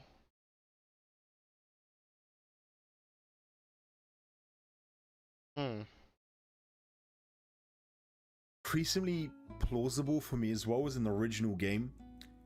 The veteran to younger development transition only really makes sense as a long-term investment. You know, they're not doing this because they're gonna shelf Metal Gear Solid. You know, they've kind of brought this franchise back from the ashes, and they're kind of slowly pushing forward. It seems like they're moving along slowly, right? They're doing the easy stuff, preservation, the remakes, right? Kind of, I guess, getting funds for what would potentially could be a Metal Gear Solid 6, but just speculating here. You know, they're training these new employees. Yo, low-key, I'm gonna DM the account and I'm gonna see if they reply, and I'm gonna have a full-on conversation of what they should do. Konami wants a team that will eventually be capable of producing an original Metal Gear game or Metal Gear content, you know, without relying indefinitely on remaining Kojima-era staff. And interests me, and what my main question is Metal Gear Solid 6 going to continue the established timeline? They're going to reboot with a new Snake and simplified continuity. Maybe a smaller spin-off to test a new team. I feel like because Konami's not responding, yes they are, safe, bro. I think a smaller spin-off just to test the team or test the waters would work, but I feel like Delta kind of already did that. You know, a remake of Metal Gear 1 that functions like an entirely, almost nearly new game, that's very plausible. And maybe a revival of an abandoned concept such as Metal Gear Rising. You know, I'm just putting it out there, guys. You know, the fans have spoken, they would like a game like that, but hey, who am I to say? And a remake of the MSX games would make a lot of strategic sense, especially if you want to get people into the franchise. And if you want to give Solid Snake more spotlight, because he's only had about, what, three games, right? And 2 he wasn't really a protagonist in. To kind of conclude, this account doesn't prove MGS6 or anything like that. At the very least, what it does is it proves that they're working on something, they're doing something with this franchise, and they definitely want to look at it in the future.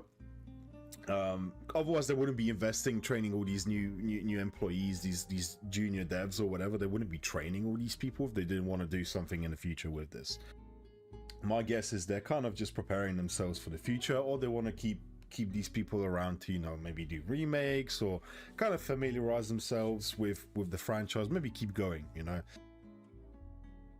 Metal Gear, you know, it can work without Kojima. It probably won't be the same, but, you know, there are still a lot of people that kind of know the soul and core of Metal Gear in the company left, so you never really know. At least, you know, we're no longer seeing Metal Gear as a dormant thing. It's kind of rebuilding the human infrastructure needed to keep making it. So that's kind of where I'm left here with the conclusion. So yeah, that's pretty much it. And to finalize things, there's a small health update from me. Wow.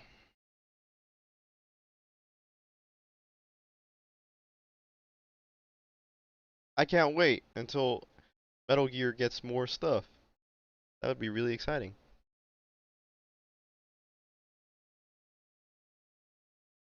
I would be really excited for a Metal Gear Solid 6. Maybe.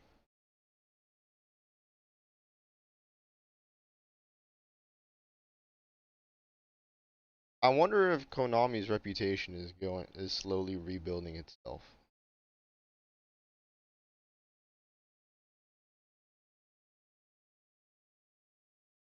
Without ethical Chungus PewDiePie Kojima.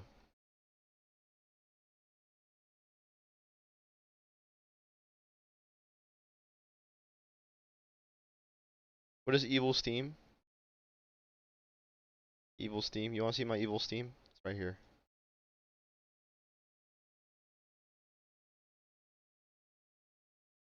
MGS1 remake trailer at the Game Awards would be sick. I think it could happen. I think it could happen because they don't have any other Metal Gear projects left after Master Collection comes out next month.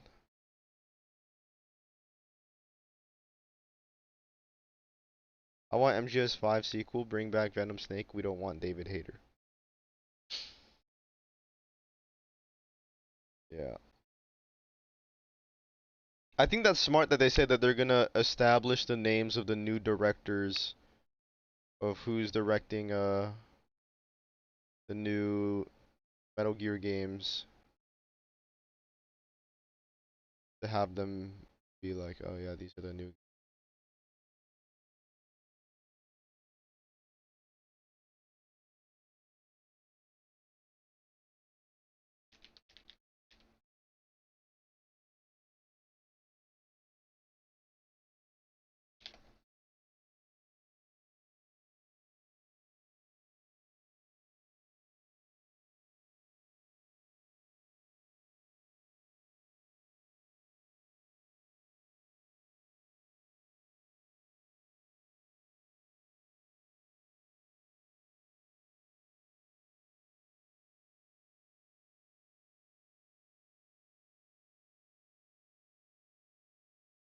Huh.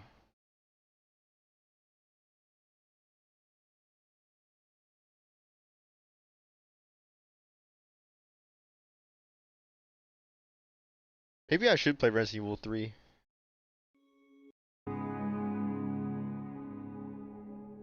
Probably because you're farting.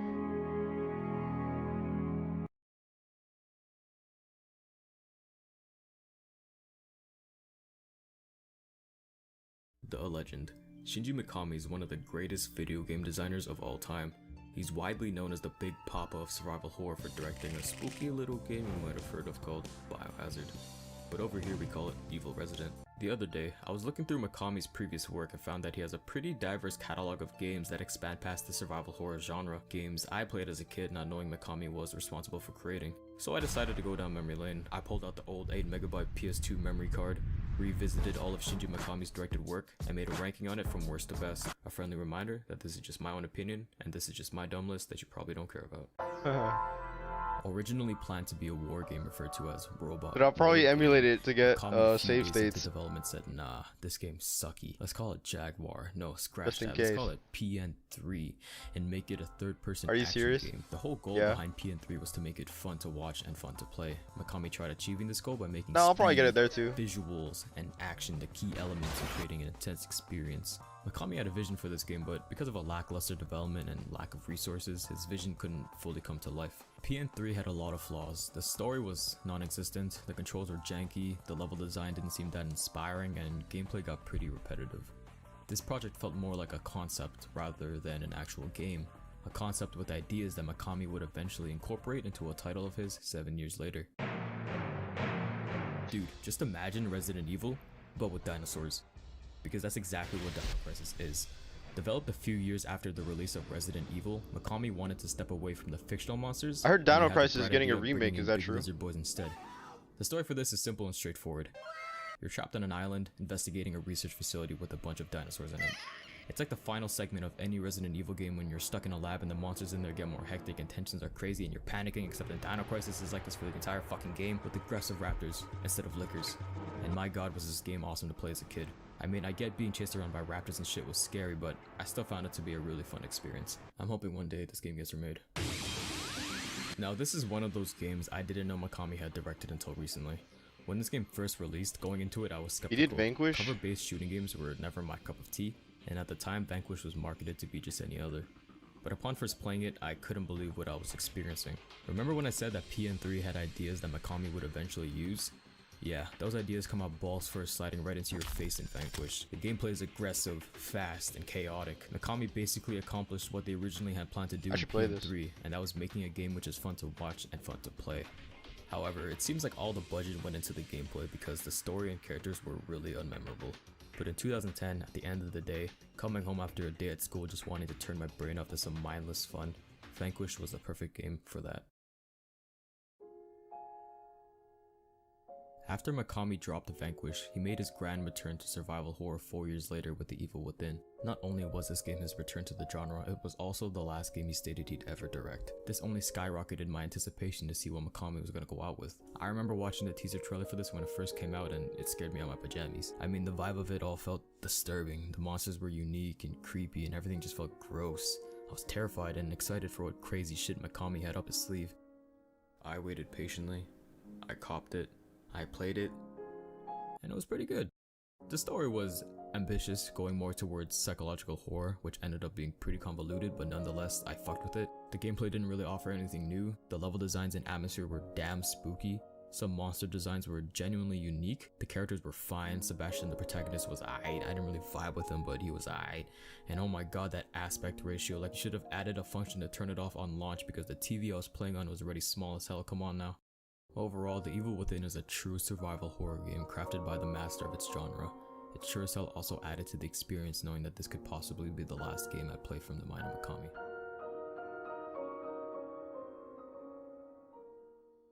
That was his last game?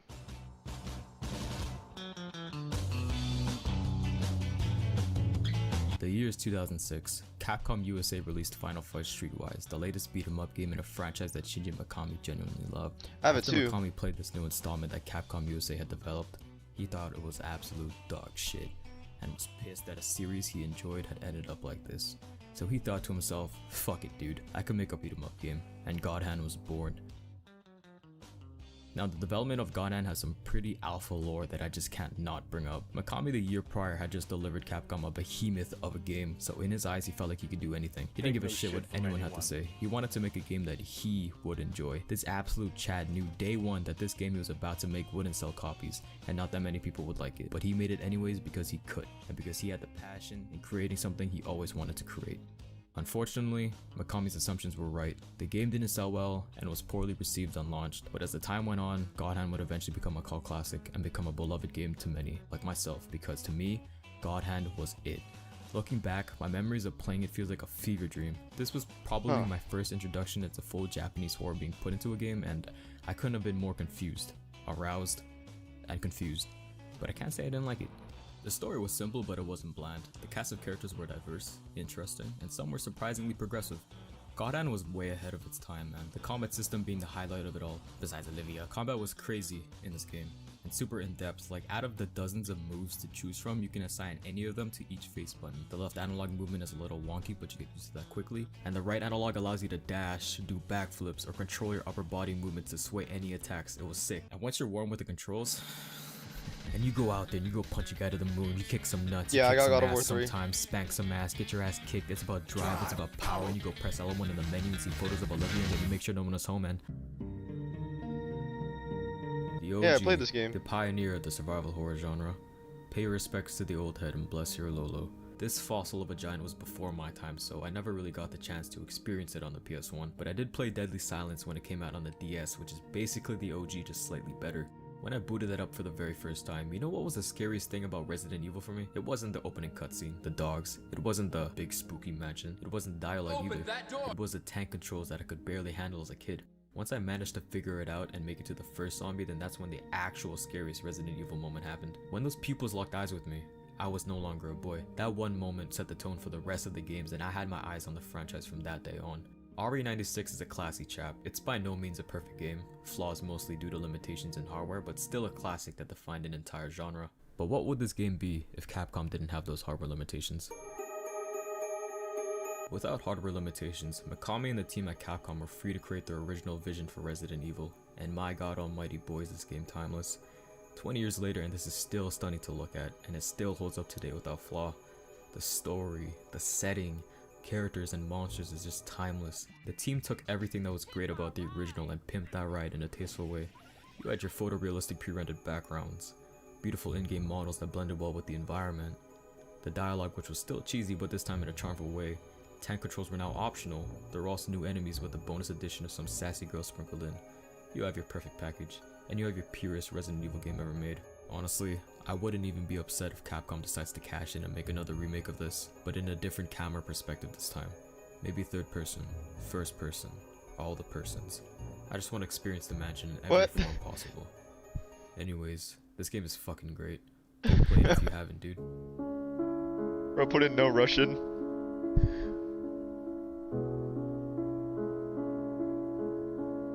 I like this video, dude. Before becoming what it is today, Resident Evil 4 had 4 previous versions of it which were directed by different people that were all eventually scrapped. The team at Capcom just didn't know where to go with Resident Evil 4. Besides development hell, the franchise itself was slowly falling apart after criticism of the series becoming too formulaic. Did he do Fans, Resident Evil even some 2 and developers 3 as themselves, well? started to grow bored of the games. This put Capcom in a tough spot. Reinvent or watch Resident Evil slowly die off. That wasn't until off the top rope Shinji Mikami elbow dropped on Capcom's dome and said I'll do it myself. And the team at Capcom with Mikami contributing as director brought home one of the greatest, most revolutionary games of all time. It's my favorite game of all time. It's your favorite game of all time. It's your uncle's favorite game of all time. It's Resident Evil 4, man. What else can I say that hasn't already been said? So this was my list of Shinji Mikami's directed titles. I can't describe how much I appreciate this lad and the team at Capcom for putting in the work to create some of the greatest games I've ever played in my life. Although Mikami claimed that he's retiring from directing, in 2020 he stated that he would consider coming back only if he were to have full creative control. So I really do hope that this man comes back to create something special. A Resident Evil game, a new IP, or I don't know. God Hand 2. If you somehow made it this far, thank you so much for watching. Comment below if you got a look. Wow.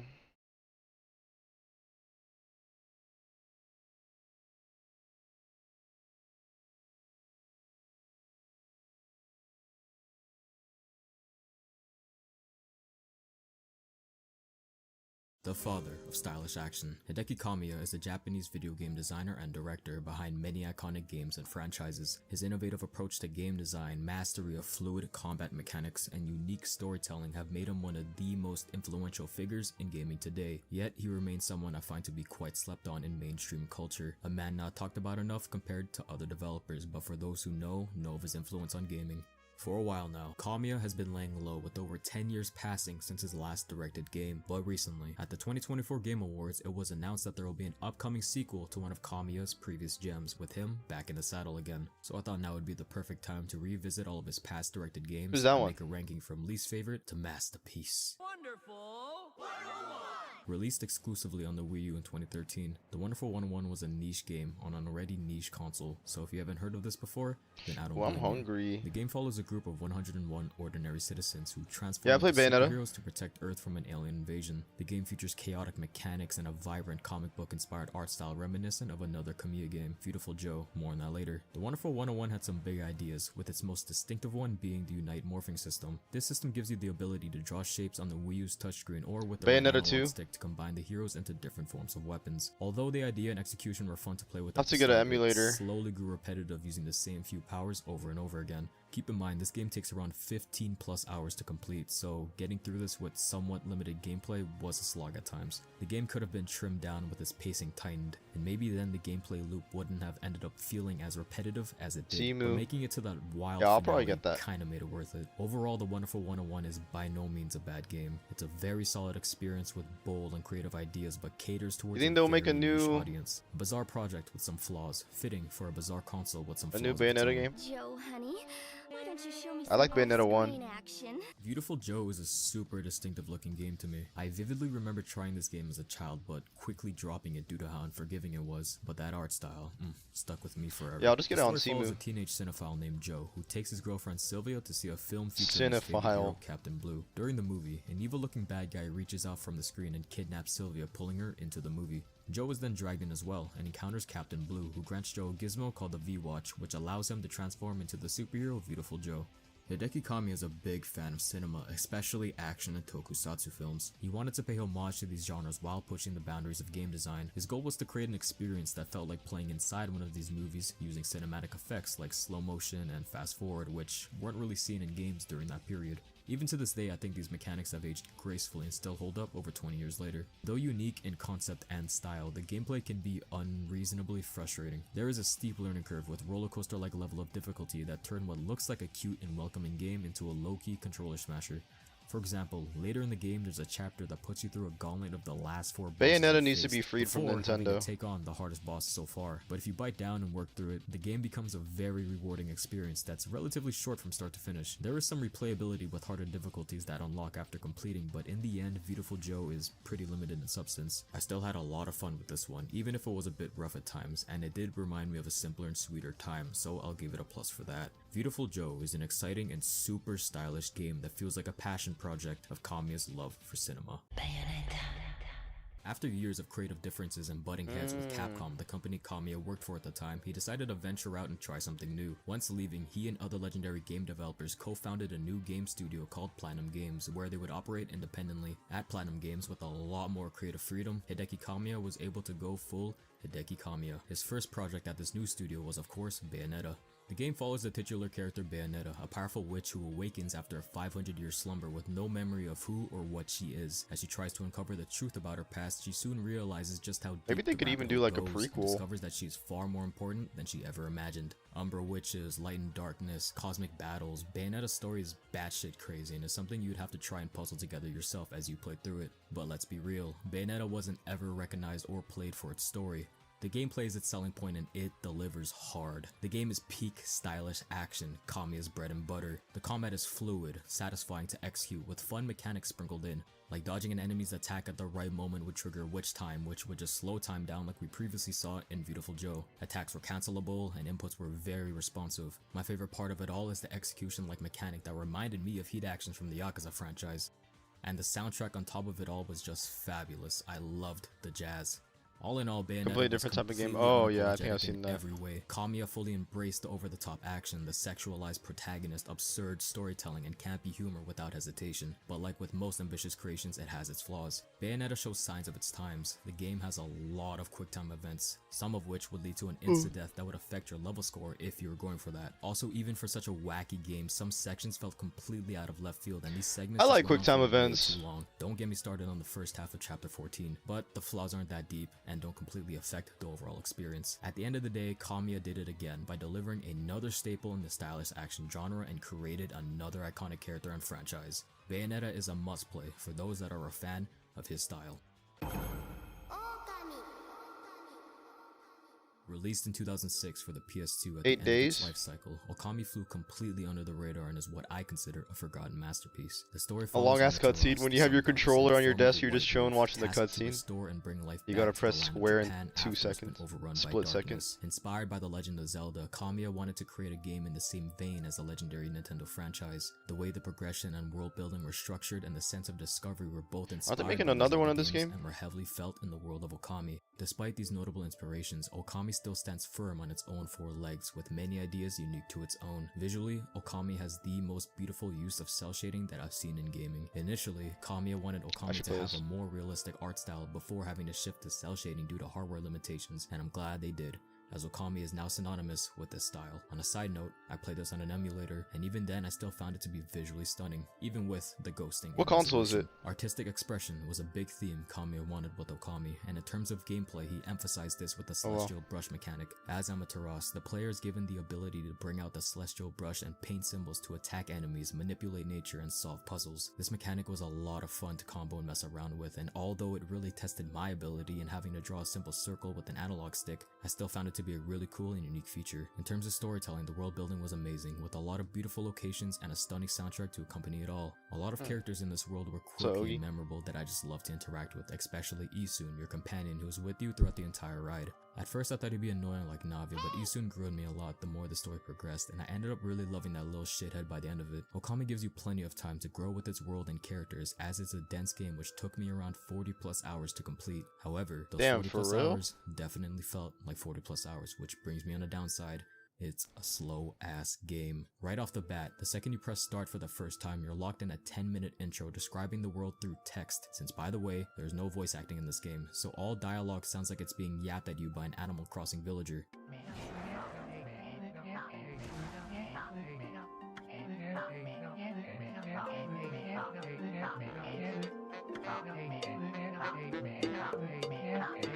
And it's not just the opening. Throughout the game, dialogue and cutscenes can drag on, making it feel slower than it needs to be. That said, its pacing is a double-edged sword. On one hand, it gives you time to soak in the world and grow attached to the characters. On the other, it makes the game feel every bit as long as it is, which isn't always a good thing. Even as a big Yakuza fan, I can say it gets a bit much.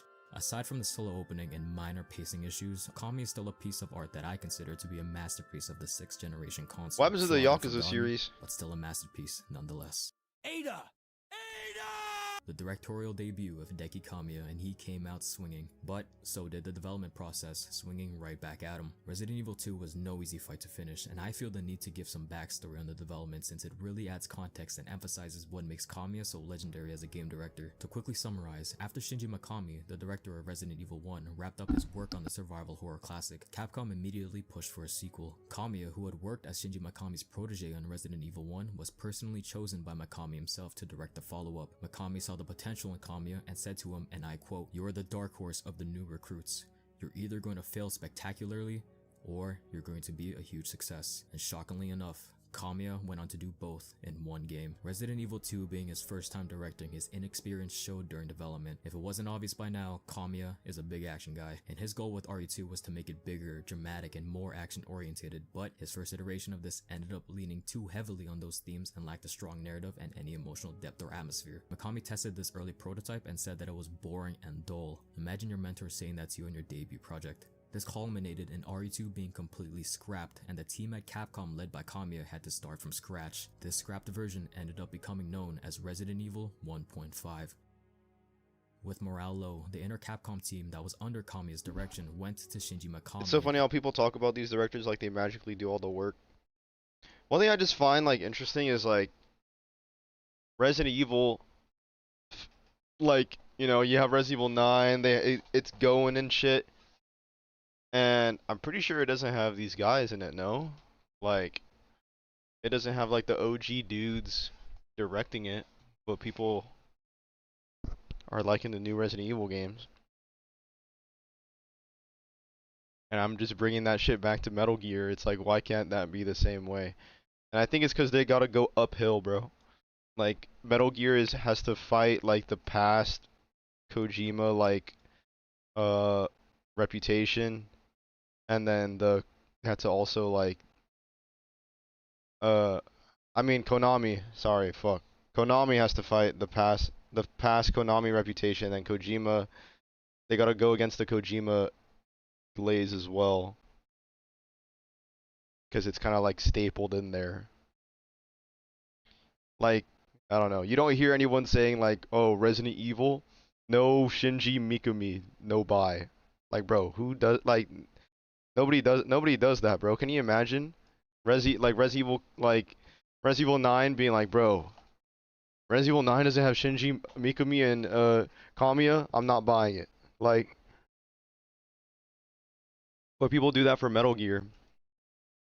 I think Metal Gear, Konami just has to rebuild its trust though. That's why. Like, they were just in the gutter after Metal Gear Survive and like all the bullshit. You know, but I think I mean like Resident Evil was kind of like going down that same thing though. Like with after Resident Evil 6, they felt like it was going like downhill. It's like, dude, is Resident Evil dead now? But then all it really takes is someone who has good creative vision to take the helm and like, you know, wield the torch and be like, all right, I'm gonna, you know, and then they could take charge and like make it good. It doesn't have to be like the OG dudes, you know. It just has to have good. It just has to have somebody with a good vision, or a team, not even somebody, like a team with a good vision, and it could do good. And I think you could do that with any friend, like, you know what I mean? Like, yeah, when Resident Evil 7 came out, it like of course it's still gonna be different. Like you're gonna tell like, okay, this isn't made by like, you know, like Resident Evil 7 was completely different from the other Resident Evil games. It was like first person and all that shit. It was like but it still had a good vision that was able to save the franchise, and it's like, I think that could happen to Metal Gear as well. You know? It's really only for the conception of a franchise. The style can mostly be taught and learned after that. Yeah. I think maybe in gaming it's just like that. It's like a cult, like I don't know. It's kind of like when everyone thought that Elon Musk in like 2016, everybody loved Elon Musk. They thought he was like the Iron Man in real life, bro. People deadass thought Elon Musk was Iron Man in real life. Like people actually thought that. And they're like, bro, he's making these rockets and shit like that. And it's kind of just like, it's not really based off of like actually thinking about it. It's more just like the vibes and like what social media says and like all the memes and stuff. That really goes into it, I think. Like, all the memes and shit, like, stuff like that. It's like, you don't really have to think about it. It's just something that slowly gets ingrained in like your head. And you're like, oh yeah, isn't this how it is? Whatever. And then, yeah. And then boom. Like, it's like, yeah.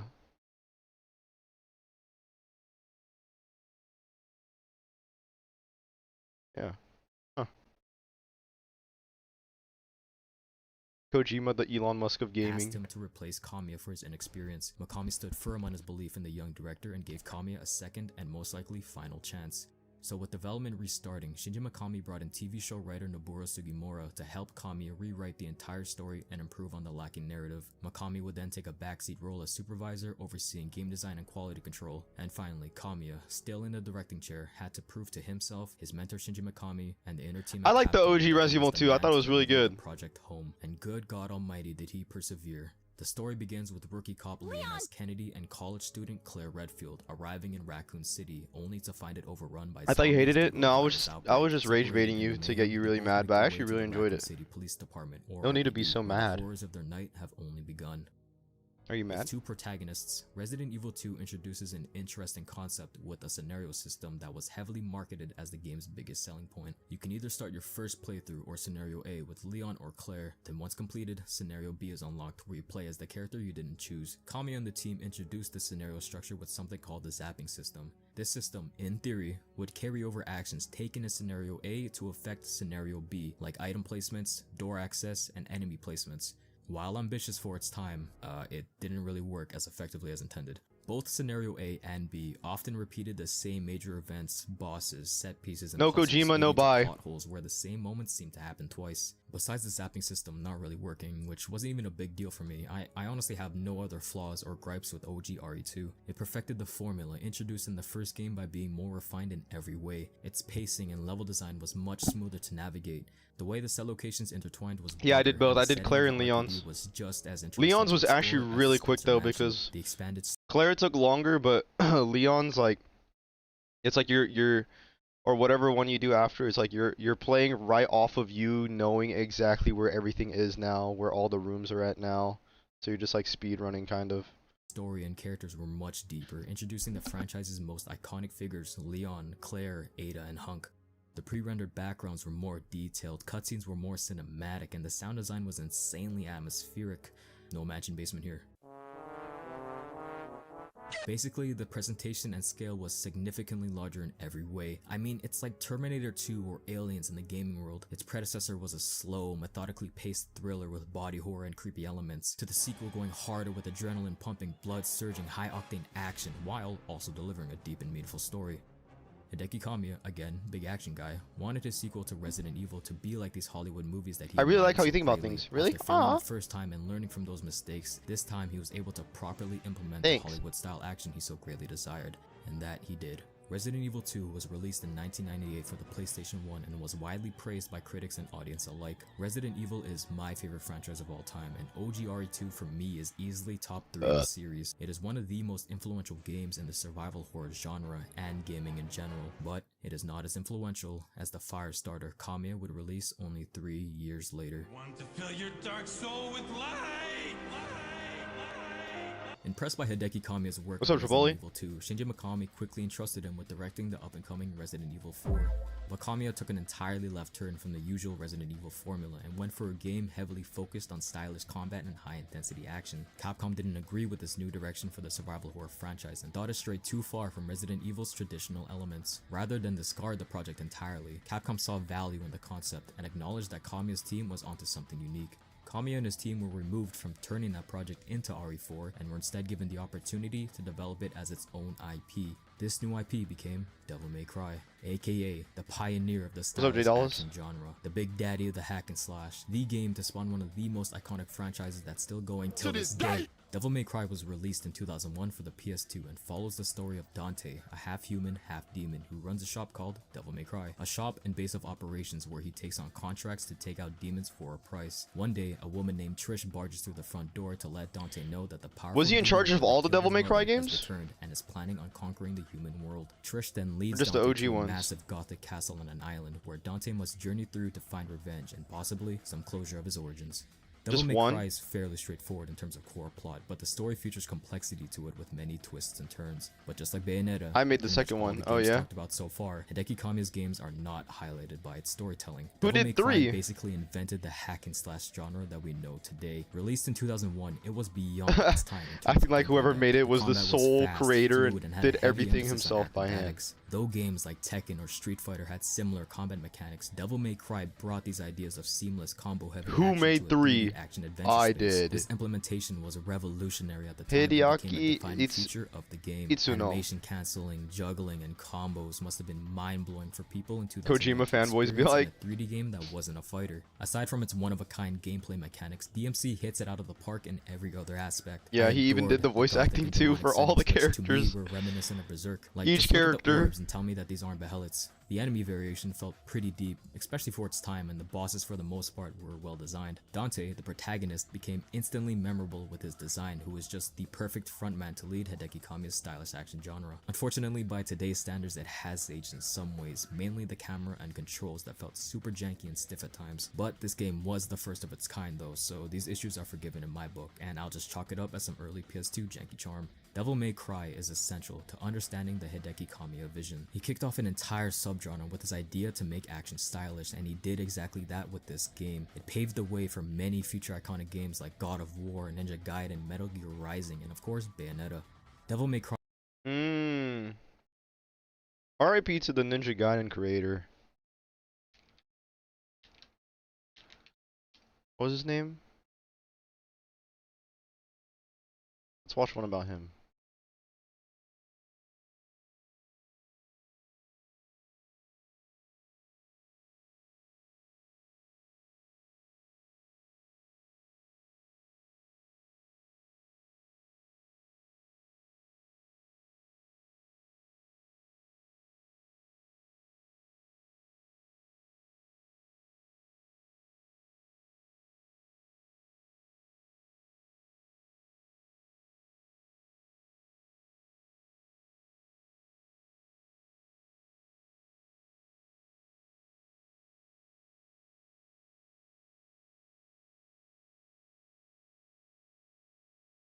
Ninja Gaiden is fire.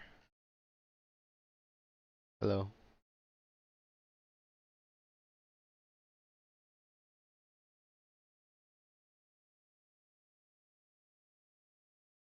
Wait, I like this guy's videos though. I'm gonna subscribe to this guy. Oh, he only's made 3.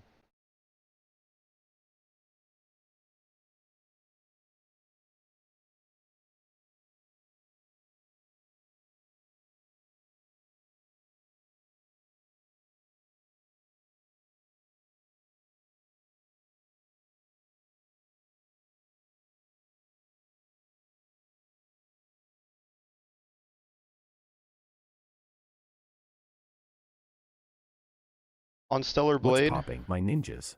Text-to-speech Mike here once again to give you the latest juice. I don't want to watch text to speech.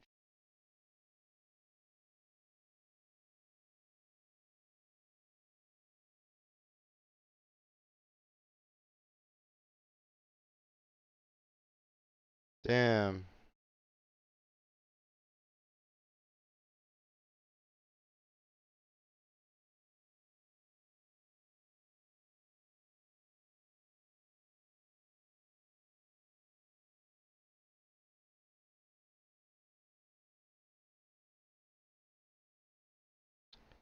I like those. The father, the legend. Bro, I like this guy's videos. He only made 3 though. Damn. He should keep making more.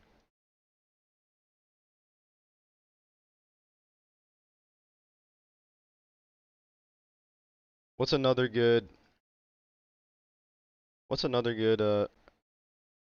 game creator director guy?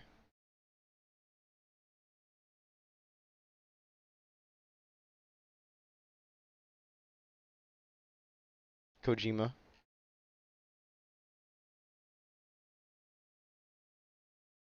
Nomura? Dude, you say that as I'm literally trying to find a video about Nomura.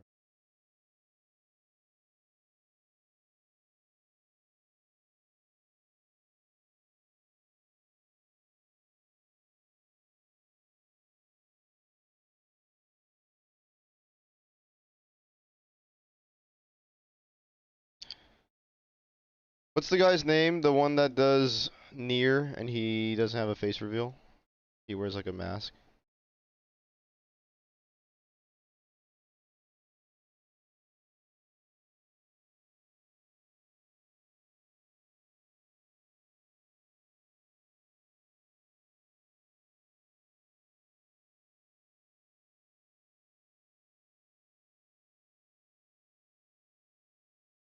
I should give Nier Automata another try. I just thought it was like alright.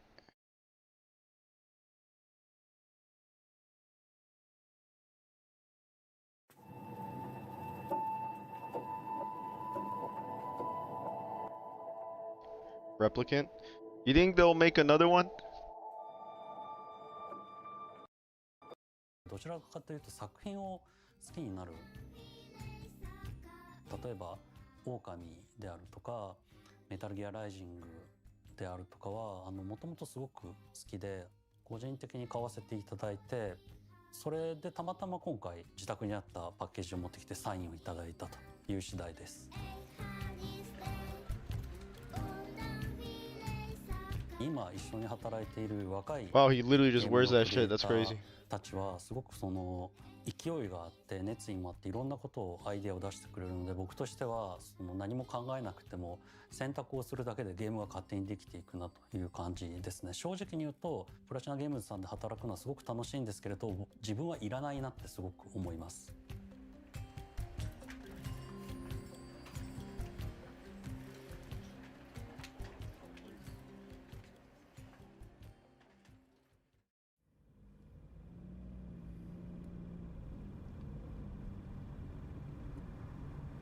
Holy shit, that's kind of crazy.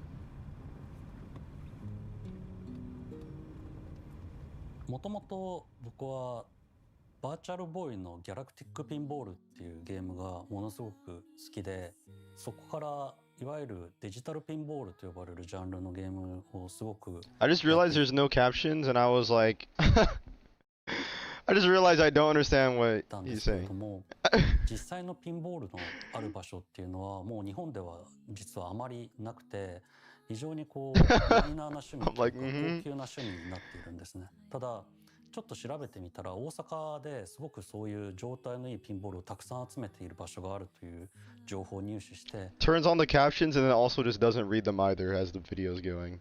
Not even looking at them.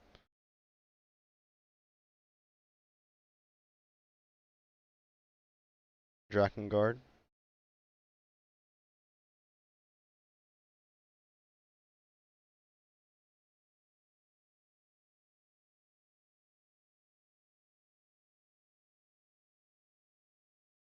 Hmm.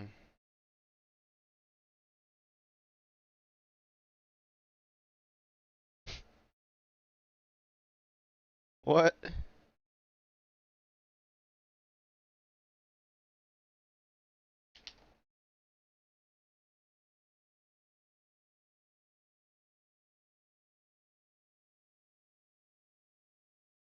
ID Software is gone.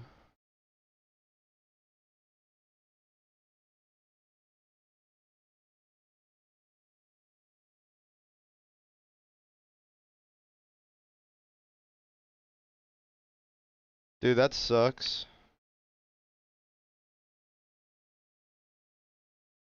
Suda 51. Miyazaki.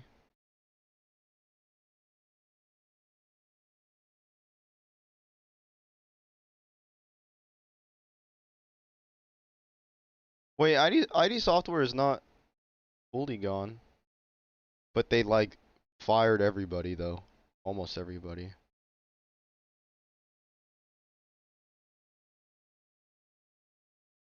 You got it. Never being touched again. I do want to finish Doom though.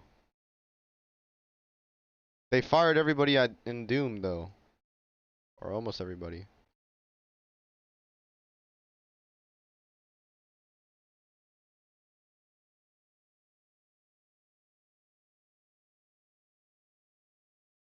Should I make a protein shake?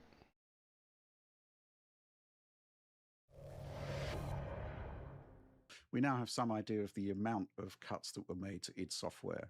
96 layoffs happened directly at the id Software office in Richardson, Texas, and an additional 40 remote staff were let go simultaneously. And No More Heroes comments was that have fun. I should emerged keep from playing it. Ex-staff members are pretty damning, certainly shocking. Its impact to id Software really isn't as reassuring as I think it's supposed to sound. Anyway, just going back to the statement, we are focused on supporting each other and the team members impacted. We're going to keep building the great games and tech that have defined us for the past 35 years, and we're looking forward to seeing you at QuakeCon this August. What are like Okay, some like John, Western so, game these statements on the devs, surface level are directors? correct, but at the same time,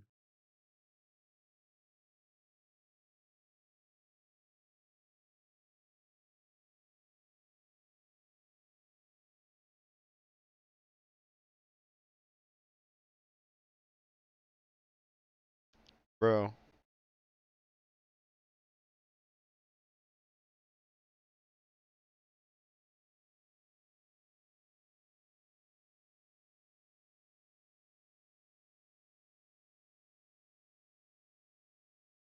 RIP Vince Zampella, bro. First things first, I hope all of you. Which ones did he make? He made like Modern Warfare 2 and shit, and he made Titanfall. He made it all by himself. But yeah, he did those. Now, if you don't know what this company is responsible for, well, then you haven't been around shooters long enough, because they were, well, kind of the arbiters of first-person shooters with a little game known as Medal of Honor.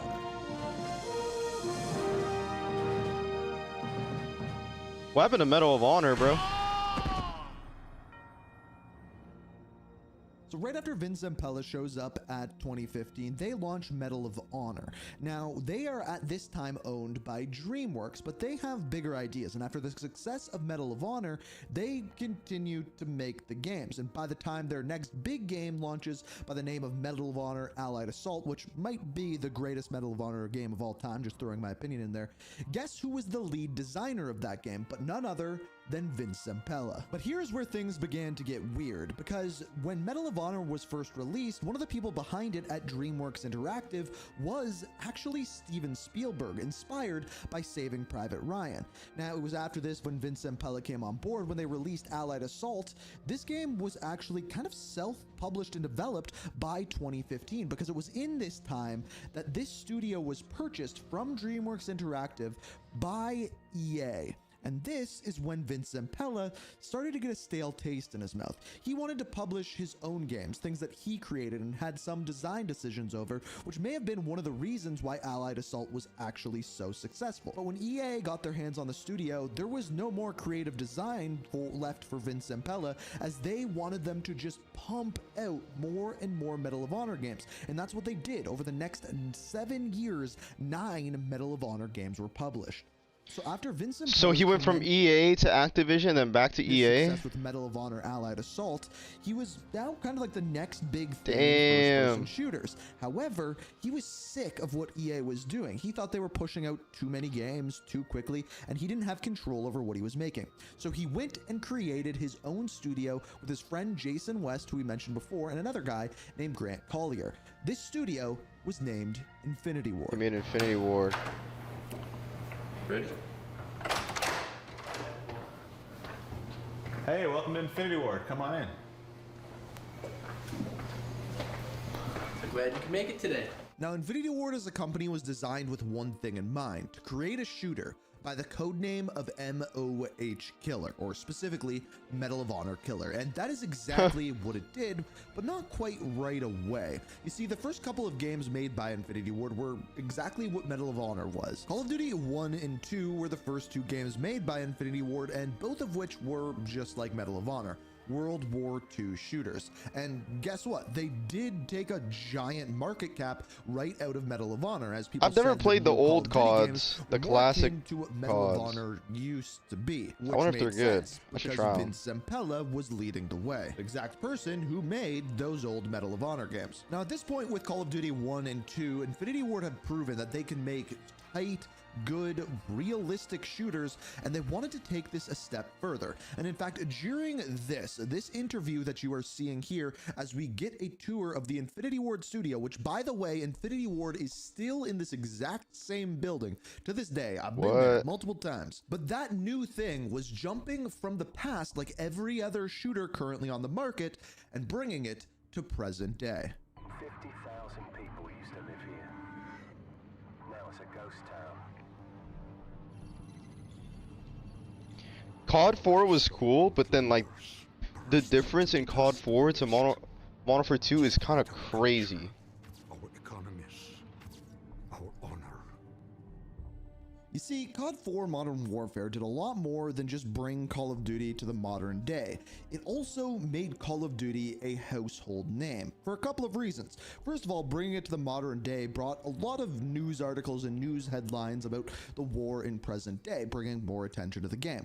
But on top of that, Vince Zampella and Jason West knew what they were doing when it came to making a video game. No longer was Call of Duty just playing through an old war. Now you were leveling up your character, prestiging your character, unlocking weapons, unlocking camos, taking RPG elements and putting them into a first-person shooter, something that has really never been seen before within a shooter game whatsoever. They took a war game and innovated and innovated and innovated until they made this masterpiece. Now, one thing was clear: what they were doing worked. This game to this day has sold nearly 20 million copies, and for a game at that time was nearly unheard of, selling about 13 million copies back in the day. But they were not done here. One thing was clear: with Infinity Ward, they were not afraid of controversy, they were not afraid of innovating, and that is exactly what they did once again.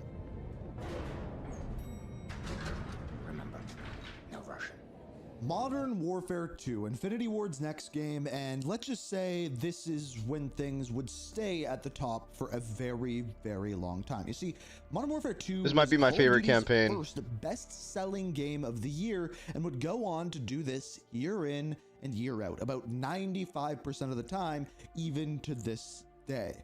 This game is what made that happen. But some would say this was also the game that caused the downfall, because at this point, Activision Black Ops is essentially really had a good too. license to print money with Infinity Ward, but they were going to throw it all out the window. And to understand why, we have to go back a little bit. You see, when they first founded Infinity Ward, Vince Zampella and Jason West took about 22 members of the Medal of Honor team and brought them to Infinity Ward. And with that talent, they got invested in by Activision, about $1.5 million for 30% stake in the company. But after the success of Call of Duty 1, Call of Duty 2, Activision wanted the entire thing, so investing another $3.5 million for now 100% of the company. Activision now owned everything. Then came Call of Duty 4, and with its monumental success, all of a sudden Activision had less leverage against Infinity Ward, because their golden goose was Infinity Ward. So Vince Zampella and Jason West came to the table with Activision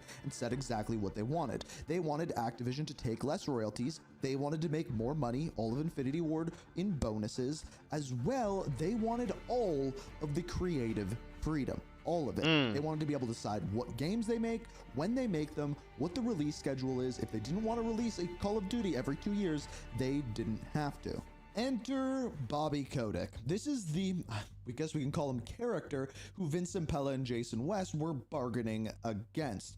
He's obviously the leader of Activision. They're the leaders of Infinity Ward. Now, he would launch a project, literally a project called Project Icebreaker, that the entire point of it was to get Vince Zampella and Jason West out of Infinity Ward. That is it. Killing What? their golden goose. But how he would do it is even What's up, more Yash? shady. He would essentially interrogate, make up lies, and even go further than that. Let me explain. You see, Project Icebreaker stipulated on one thing and one thing going on, alone. bro? In that contract that they signed We did. between Activision and Infinity Ward, there was one thing that remained true, is that if Vincent Pella and Jason West left Infinity Ward, Activision would gain the rights to all of Infinity Ward's properties and games. Hence, why Bobby Kotick wanted these two out of Infinity Ward. So how did he do it? He essentially made up emails, went through employee emails, interrogated employees of Infinity Ward, and came up with the idea that EA was financing Vincent Pella and Jason West to create their own studio working underneath EA, which violated their contract, and therefore they could be terminated. Now, there was some other shady stuff going on behind the scenes because there was about $36 million of bonuses that Activision owed Infinity Ward after the success of Modern Warfare 2. Terminating this contract got rid of those bonuses, saving Activision $36 million. Bro, Pretty just shady. let them have So the creative immediately, freedom once to make the Vincent Pella games and they Jason want, West got bro. fired, What the a fuck? bunch of the That's why Infinity gaming Ward sucks. devs went with them, basically leaving the studio a ghost town. And then a lawsuit ensued. And guess who won? Vincent Pella and Jason West. Now here's what's interesting. The fallout of this lawsuit caused massive problems for Call of Duty. We'll get to the numbers in a second, but if you go back to Modern Warfare 2, AI one of the vids? problems that plagued that game was a little something known as one-man army. Is this AI? noob tube, a glitch where you could basically have unlimited noob tubes launching them across the map and getting kills. This was never patched. This is The an reason AI. why this was never patched is because everyone left the studio with Vincent Pella and West during the lawsuit. Therefore, no patches could go out to actually fix the problems of the game. Also, they were working on Modern Warfare 3 at the time. The reason why they ended up bringing in studios like Raven Studios and Sledgehammers were to finish this game because all of Infinity Ward left. Hence why Modern Warfare 3 felt a lot less complete than its predecessor, Modern Warfare 2. Well, that and Vincent Pella and Jason West were no longer working on the game. Now, in case you were wondering about the lawsuit, well, we don't really know how it ended off. We know that it was settled in court, the employees getting $42 million, and we don't know how much Vincent Pella and Jason West earned, but close towards the end of their career, it's rumored that Vincent Pella was worth about $40 million. So assumably, they got a good chunk of change. And then, Bobby Kotick's worst nightmare came true. Vincent Pella would then go to found a brand new studio by the name of Respawn Entertainment. Their first project would be launching a new shooter, one with advanced movement, something Call of Duty would then follow suit with, by the name of Titanfall, a brand new universe, a brand new type of shooter, and they were once again showing that they were not afraid of innovating. Now, this series then went on to create a second, Titanfall 2, which would essentially end up getting screwed over by EA getting launched amongst a Battlefield game, which it would get buried by. But regardless, people said that Titanfall 2 may be one of the best first-person shooter campaigns to ever exist, once again being made by Zampella. But it doesn't end there, because his lineage goes even further, because as the arena shooters kind of started to fade from existence and people started to be less interested in it, he launched this.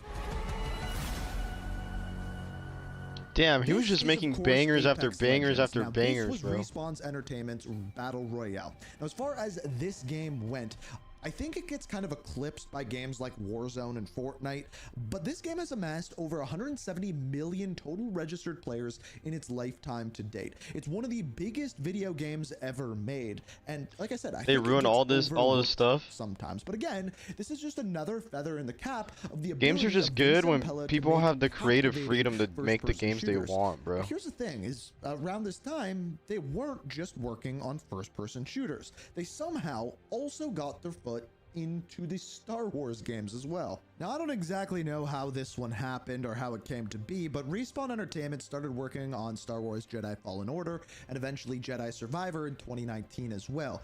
And somehow they knocked it out of the park once again. A game that people really came to enjoy, yet this one was not a first-person shooter and it was completely out of the genre that Vincent Pella was working in.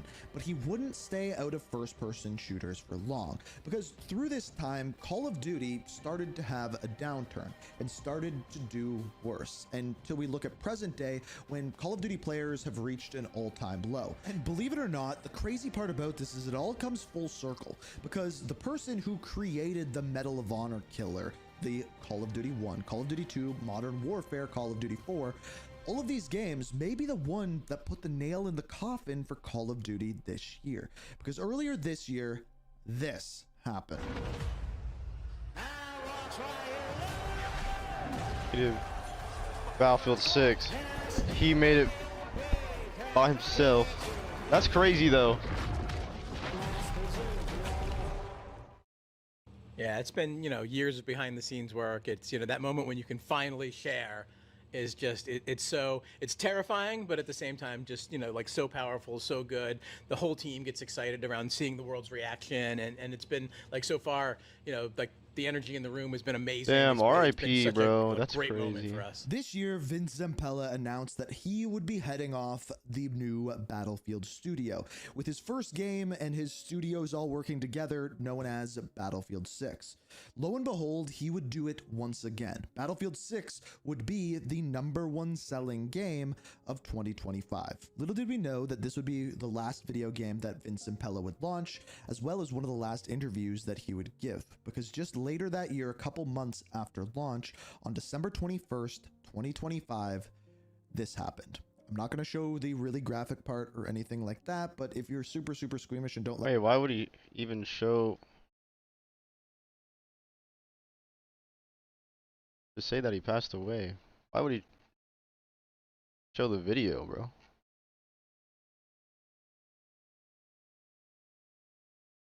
But yeah, RIP.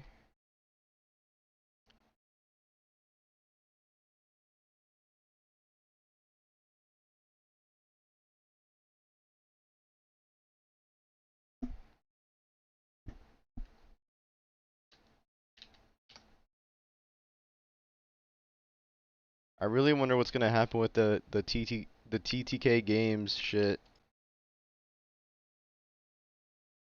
cause it kind of does sound like a similar like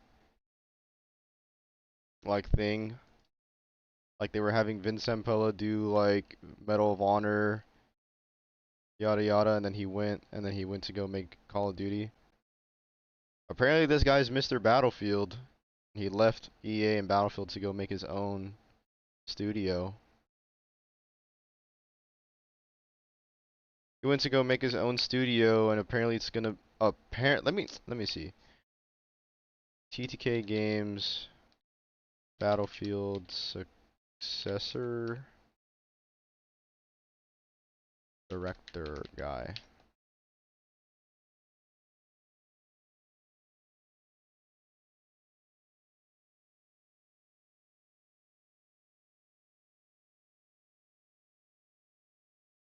TTK Games was founded by former DICE developers, including ex-Battlefield creative director. There's no specific projects that have been detailed, but fans hope that it's a successor to Battlefield. That could be cool. Bunch of ex-DICE devs.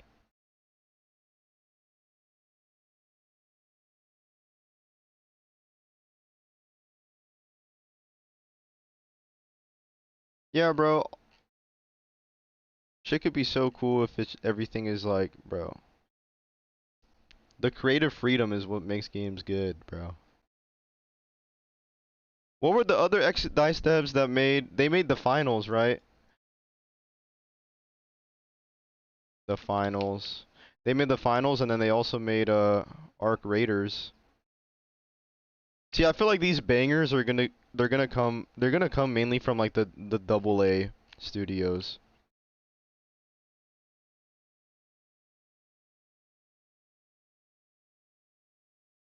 Like the smaller, the finals and Arc Raiders. I never played Arc Raiders.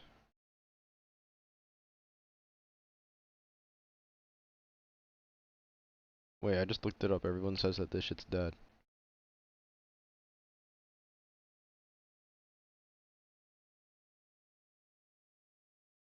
Marathon looked cool, like artistically, but I don't think that one did as good.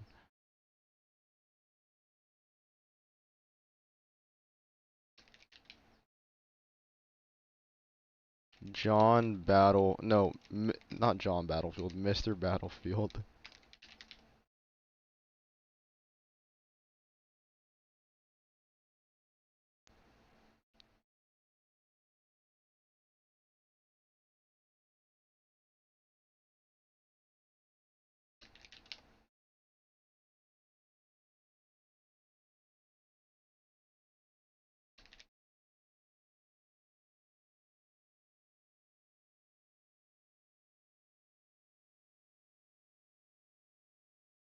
You think Mr. Battlefield would save us? Hey guys, how's it going? Welcome to another video. Embark Studios. In saying that we still Low-key, maybe that's just like the cycle, bro. Like, the publisher is just squeezing the fucking creative freedom out. The game starts to suck. It's not really how people like it. And then a new studio is birthed out of that, or like a need for like a new thing is birthed out of that, and then they make some cool ass shit, and then they get bought out by a big publisher, and then the cycle continues. still want Battlefield. This brings up the question that I wanted to go over in today's video.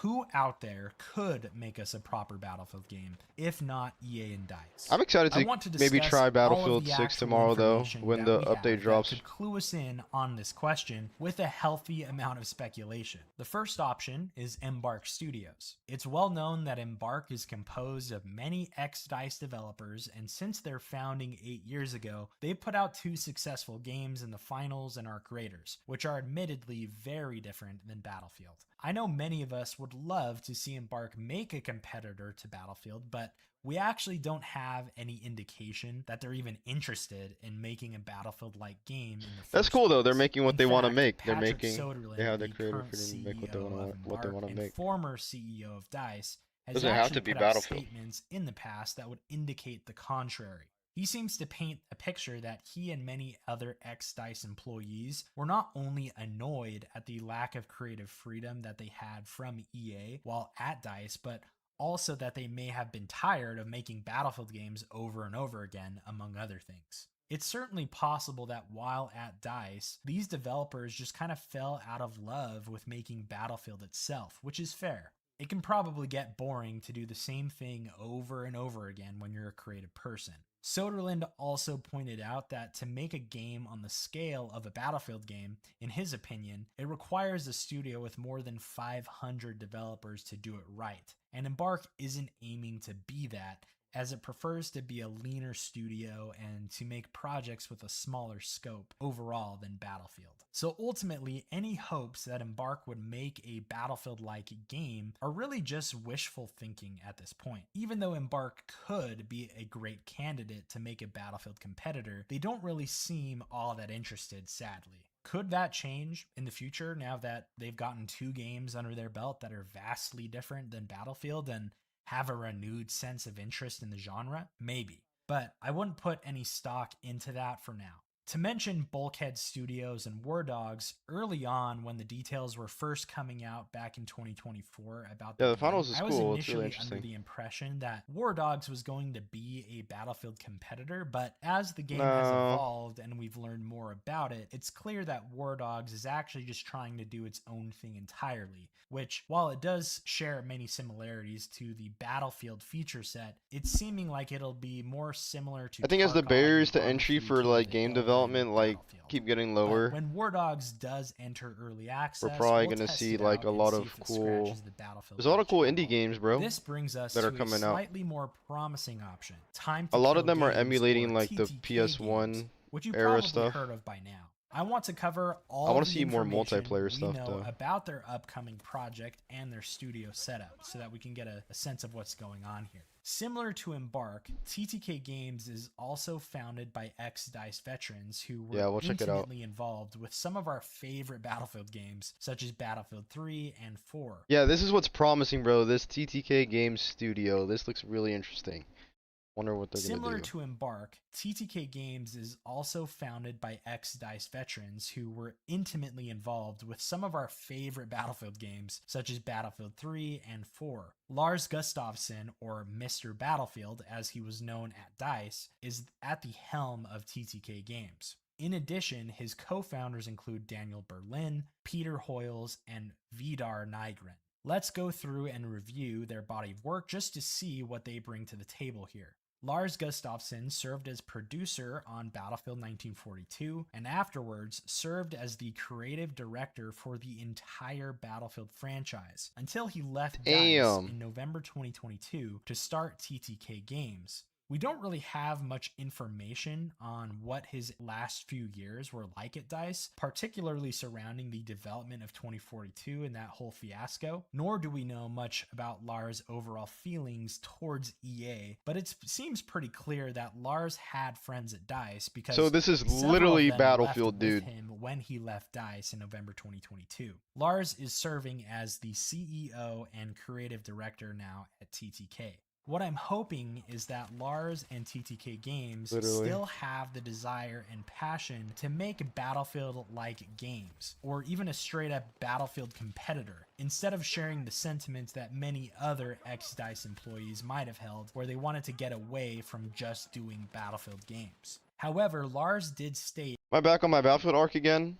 I can't be back on my Battlefield arc again, because there's no Battlefield to play.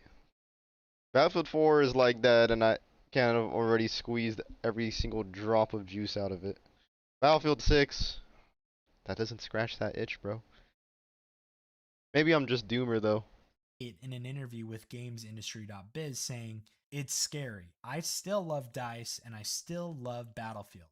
It wasn't an easy move, but at some point I found myself looking at what to do with my life when I grow up, in combination with leaving things in a good place and giving room for other people to grow where I left. There's no hiding that leaving was an emotional roller coaster. I could probably have kept on working there until they wheeled me out, but once I had taken the decision, I am surprised how at ease I am with myself and also being able to follow DICE and Battlefield as a player.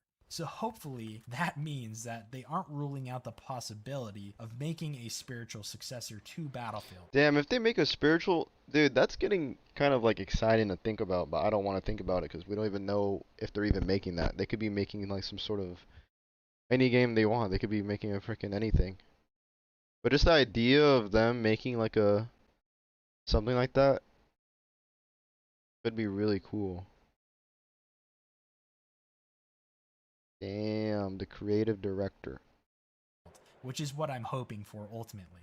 Daniel Berlin is another co-founder at TTK in addition to Extraction Lars. shooter. He joined DICE during the development of Battlefield 4 and served as the lead world designer on Battlefield 1. Afterwards, he was promoted to franchise design director and senior design director for both Battlefield 5 and Battlefield 2042. He left DICE alongside Lars back in November 2022 to start TTK Games and is serving as the senior design director.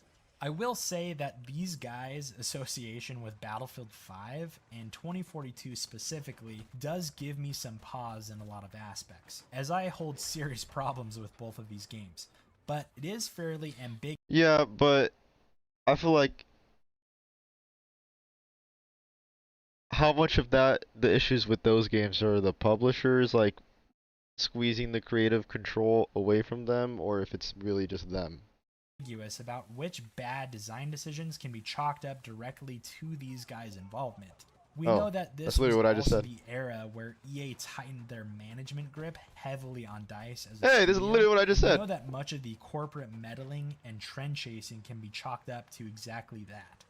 But all in all, it really does make you wonder just how much blame can be placed on leadership at DICE for the various pitfalls that Battlefield 5 and 2042 experienced. It's likely much more complicated than I present here because that's just how corporate environments work a lot of the time. But I do want to give these guys the benefit of the doubt to show us what they can do without EA's involvement and meddling. Because it is certainly possible that these were the guys that wanted to do Battlefield right, but because of politics at DICE and EA, they were handcuffed in many situations. The next founder at TTK is Vidar Nygren, who was with DICE all the way back in 1996 as a gameplay engineer. This was actually the year I was born. Vidar became the technical director at DICE and oversaw the development of the Frostbite engine itself. This could mean that TTK Games will know exactly how to optimize a game engine for their project, with Vidar being the CTO and technical director. TTK has stated that the game they're working on is being developed in Unreal Engine 5 instead of a bespoke engine like they've done before with Frostbite. We all know the pitfalls of UE5, but if they can sort optimization out similarly to how Embark did it for Arc Raiders, then UE5 shouldn't really be that big of a concern. Granted, they get those things right, but only time will tell. The last co-founder at TTK Games is Peter Hoyles, who joined DICE in 2003 and worked as lead vehicle artist for Battlefield 2, lead weapon and vehicle artist for Bad Company and Bad Company 2, level artist on Battlefield 3, assistant art director on Battlefield 4, and then lead multiplayer artist on Battlefield 1. He then served as studio art director at DICE LA until 2020, when he left DICE to be world art director at Skydance, a movie production company. He then joined TTK Games as art director and co-founder back in May of 2023. If Peter Hoyles and his art team can channel some of that old school design philosophy that we came to love so dearly in Battlefield 3 and 4, then I will certainly be very interested to see what they can cook up. If it resembles the new art direction that Battlefield has taken over the last few games, then I will certainly be disappointed. In addition to these four founders, their initial stated goal was to scale up to between 80 and 100 employees total. And there was an update that TTK Games put out after Gamescom in August of 2023, where they explained that they were up to 21 total heads and that they were fully getting settled into their new office in Stockholm. So they were really just trying to lay the foundations of the studio itself before doing any production. They also stated that they had taken 7 different game concepts and narrowed it down to one. Thanks for giving me Feet Paradise too. Yeah, you're welcome, bro. So if they did indeed start What's up, Yash? What you doing? production on a game concept, let's say in August of 2023, let's make our own video game. It for almost 2.5 years. Let's make the spiritual successor to Feet Paradise. Information past this. It appears that TTK Games also has secured because they're not doing it right and creative freedom for their project. Damn, bro, what happened? Game might be. What we know officially is that they are developing a new, high-quality, next-generation online shooter. I don't even know how gacha games work. What I'm hoping for here, and this is mostly just wishful thinking on my part, is that TTK Games... That's crazy. I'm pretty sure Phantom Blade Zero did that too, right? On a Battlefield competitor. If it were up to me, I can understand if TTK Games doesn't exactly want to do that. For all we know, they could be making any genre of multiplayer shooter at this point, but because Battlefield cannot get Battlefield correct, I am hoping and praying that TTK Games will take that mantle and make a modern day shooter to compete with Battlefield directly. Just done the right way, as there really aren't many other options out there for us to look at. Back in May of 2025, TTK Games released a picture of their team, and if this is everybody at the company, then they maybe just had under 50 employees as of about a year ago. After a couple of months of applications rolling in after this time, however, they actually froze receiving any new applicants, and their website shows that they are still not receiving any new applications. So we can only speculate. You think Mr. Battlefield's gonna save us? Team up to the 80 to 120 employee number that they were first aiming for. Judging by some of the qualifications they were looking for in some of the job postings, there's been speculation that their game actually may indeed be a massive multiplayer shooter with destruction. Yeah, I did see that. I did see that. Of physics, dynamic objects. Why were they like in like spacesuits? That looks kind of crazy. And map sizes. If these specific requirements are indeed purpose-built for the game that they're working on, then that could tell us that they are making a game that shares significant similarities to what Battlefield is. But overall, this... Wait, what?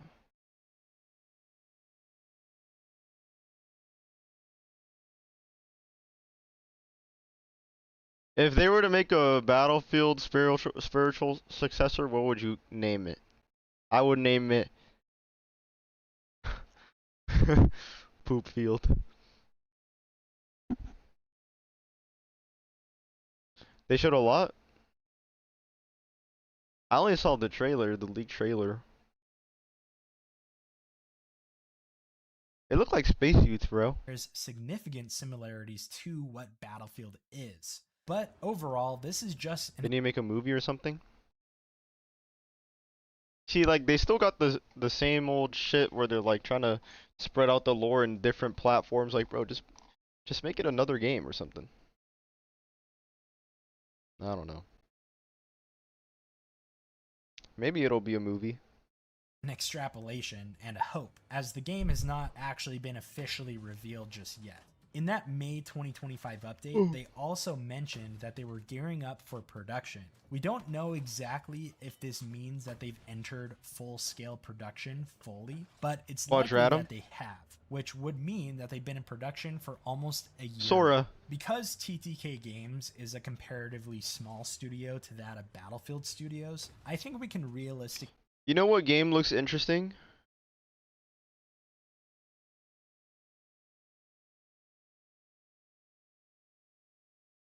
Have you guys been into this? Have you guys been looking at this game?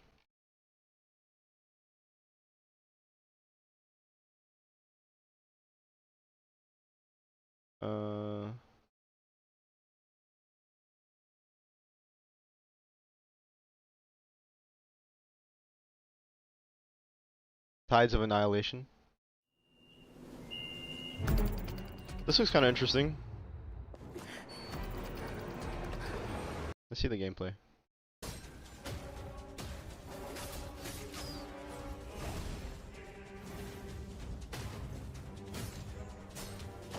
Hope you're doing well. Thanks, bro. I'm doing pretty good, if I were to say so myself. I hope you're doing well yourself. I hope you're doing well yourself. If I were to say so myself.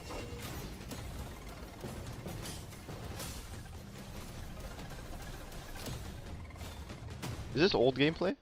What's like the last like this one?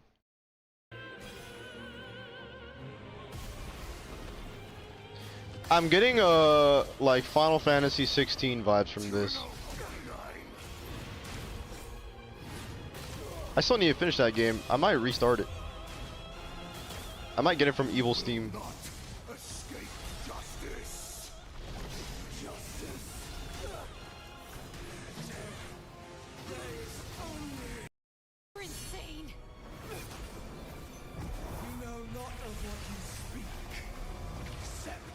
Hyping up Final Fantasy 16 for months and I just not play it. Me with every game. Honestly, I find the combat with the Final Fantasy 7 remake and rebirth games to be more enjoyable than 16. Maybe that's just me though. Maybe I need to try it again.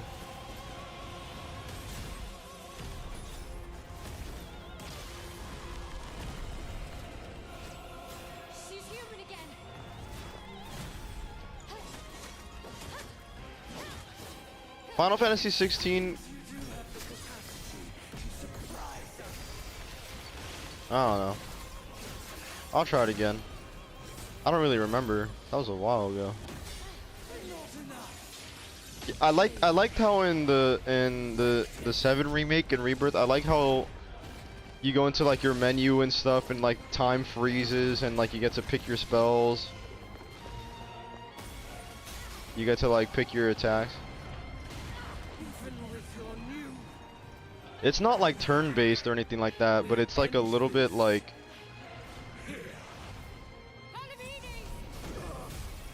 I don't know, I like it, I think it's cool. I'll try 16 again though. We fight as one.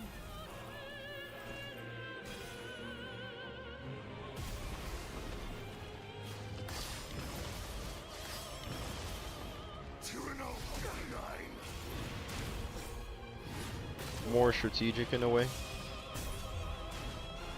Would you say it's kind of like a mix of like turn-based and like hack and slash? Maybe it's, well, it's not turn-based, of course not, but it has like those elements where it's like you like.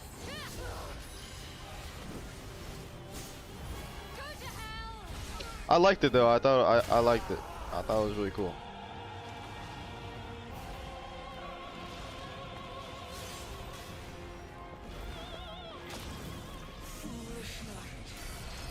What do you guys think about this game? I think this looks pretty kind of crazy. Pretty kind of crazy.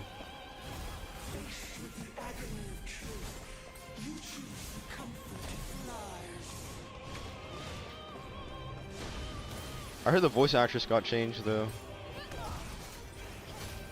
Literally, what the fuck is going on? I don't know. Yo, what happened to Lost Soul Aside? I heard that shit was bad. Does anyone know? I don't know why it was bad.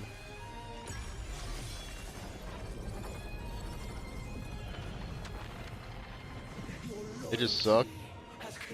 Damn.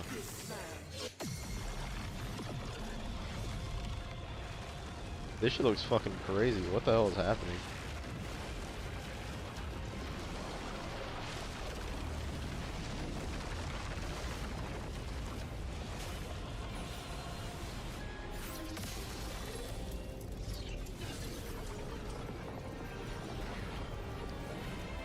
What do you guys think about Phantom Blade Zero? Is this like a Chinese dev?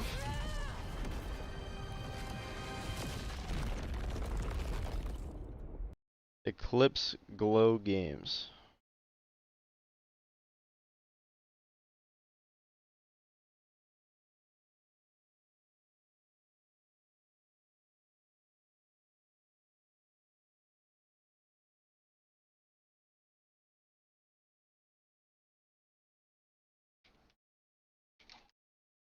Yeah, Phantom Blade Zero looks cool.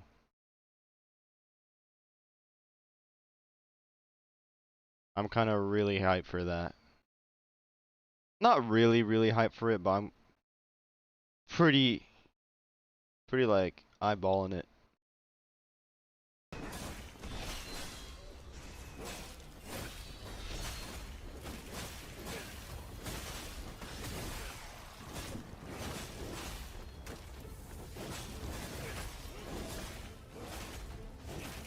I know a lot of people are kind of burnt out from this genre though.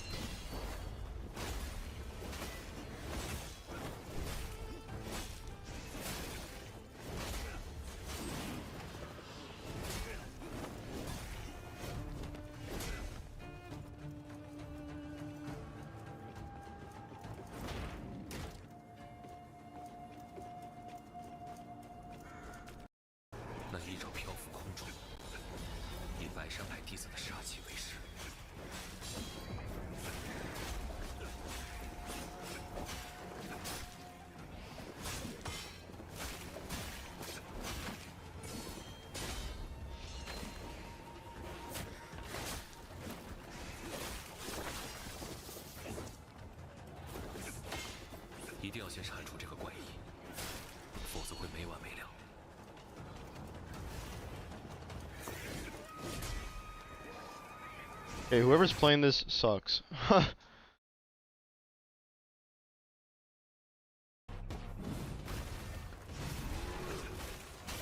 Variety of weapons.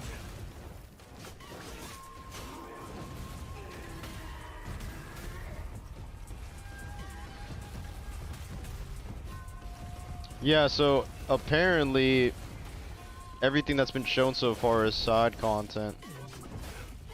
Apparently. Alright, what the fuck is this song, bro?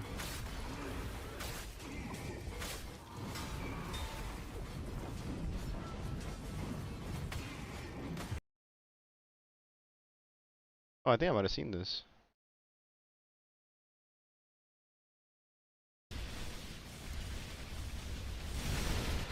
Armored Core 7.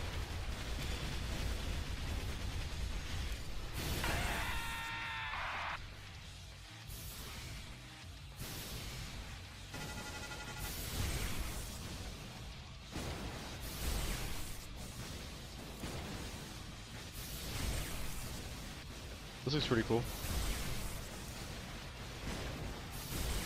I saw this on Twitter.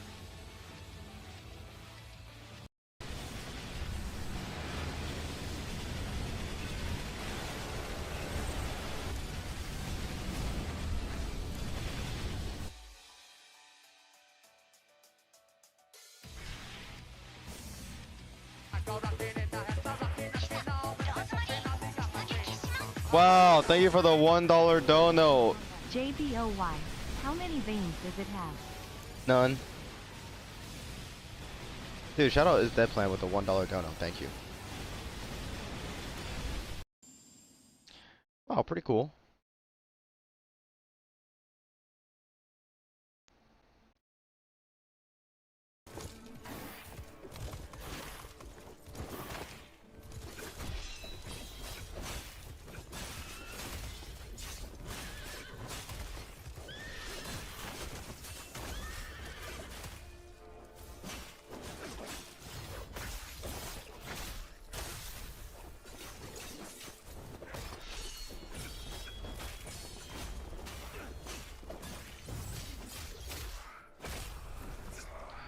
This game looks pretty cool.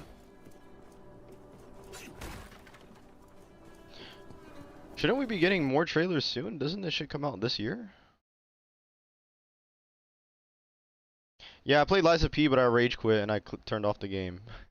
Cause I'm fighting that one monster that goes under the ground and it gives you like rot or like decay or whatever, and it like spits on you, and it was just so annoying that I just stopped.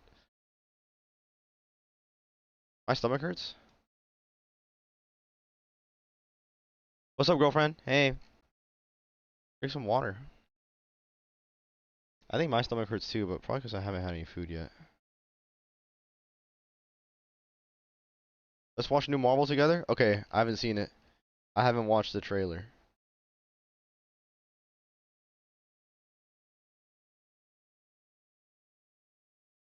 Alright guys, I'm off now.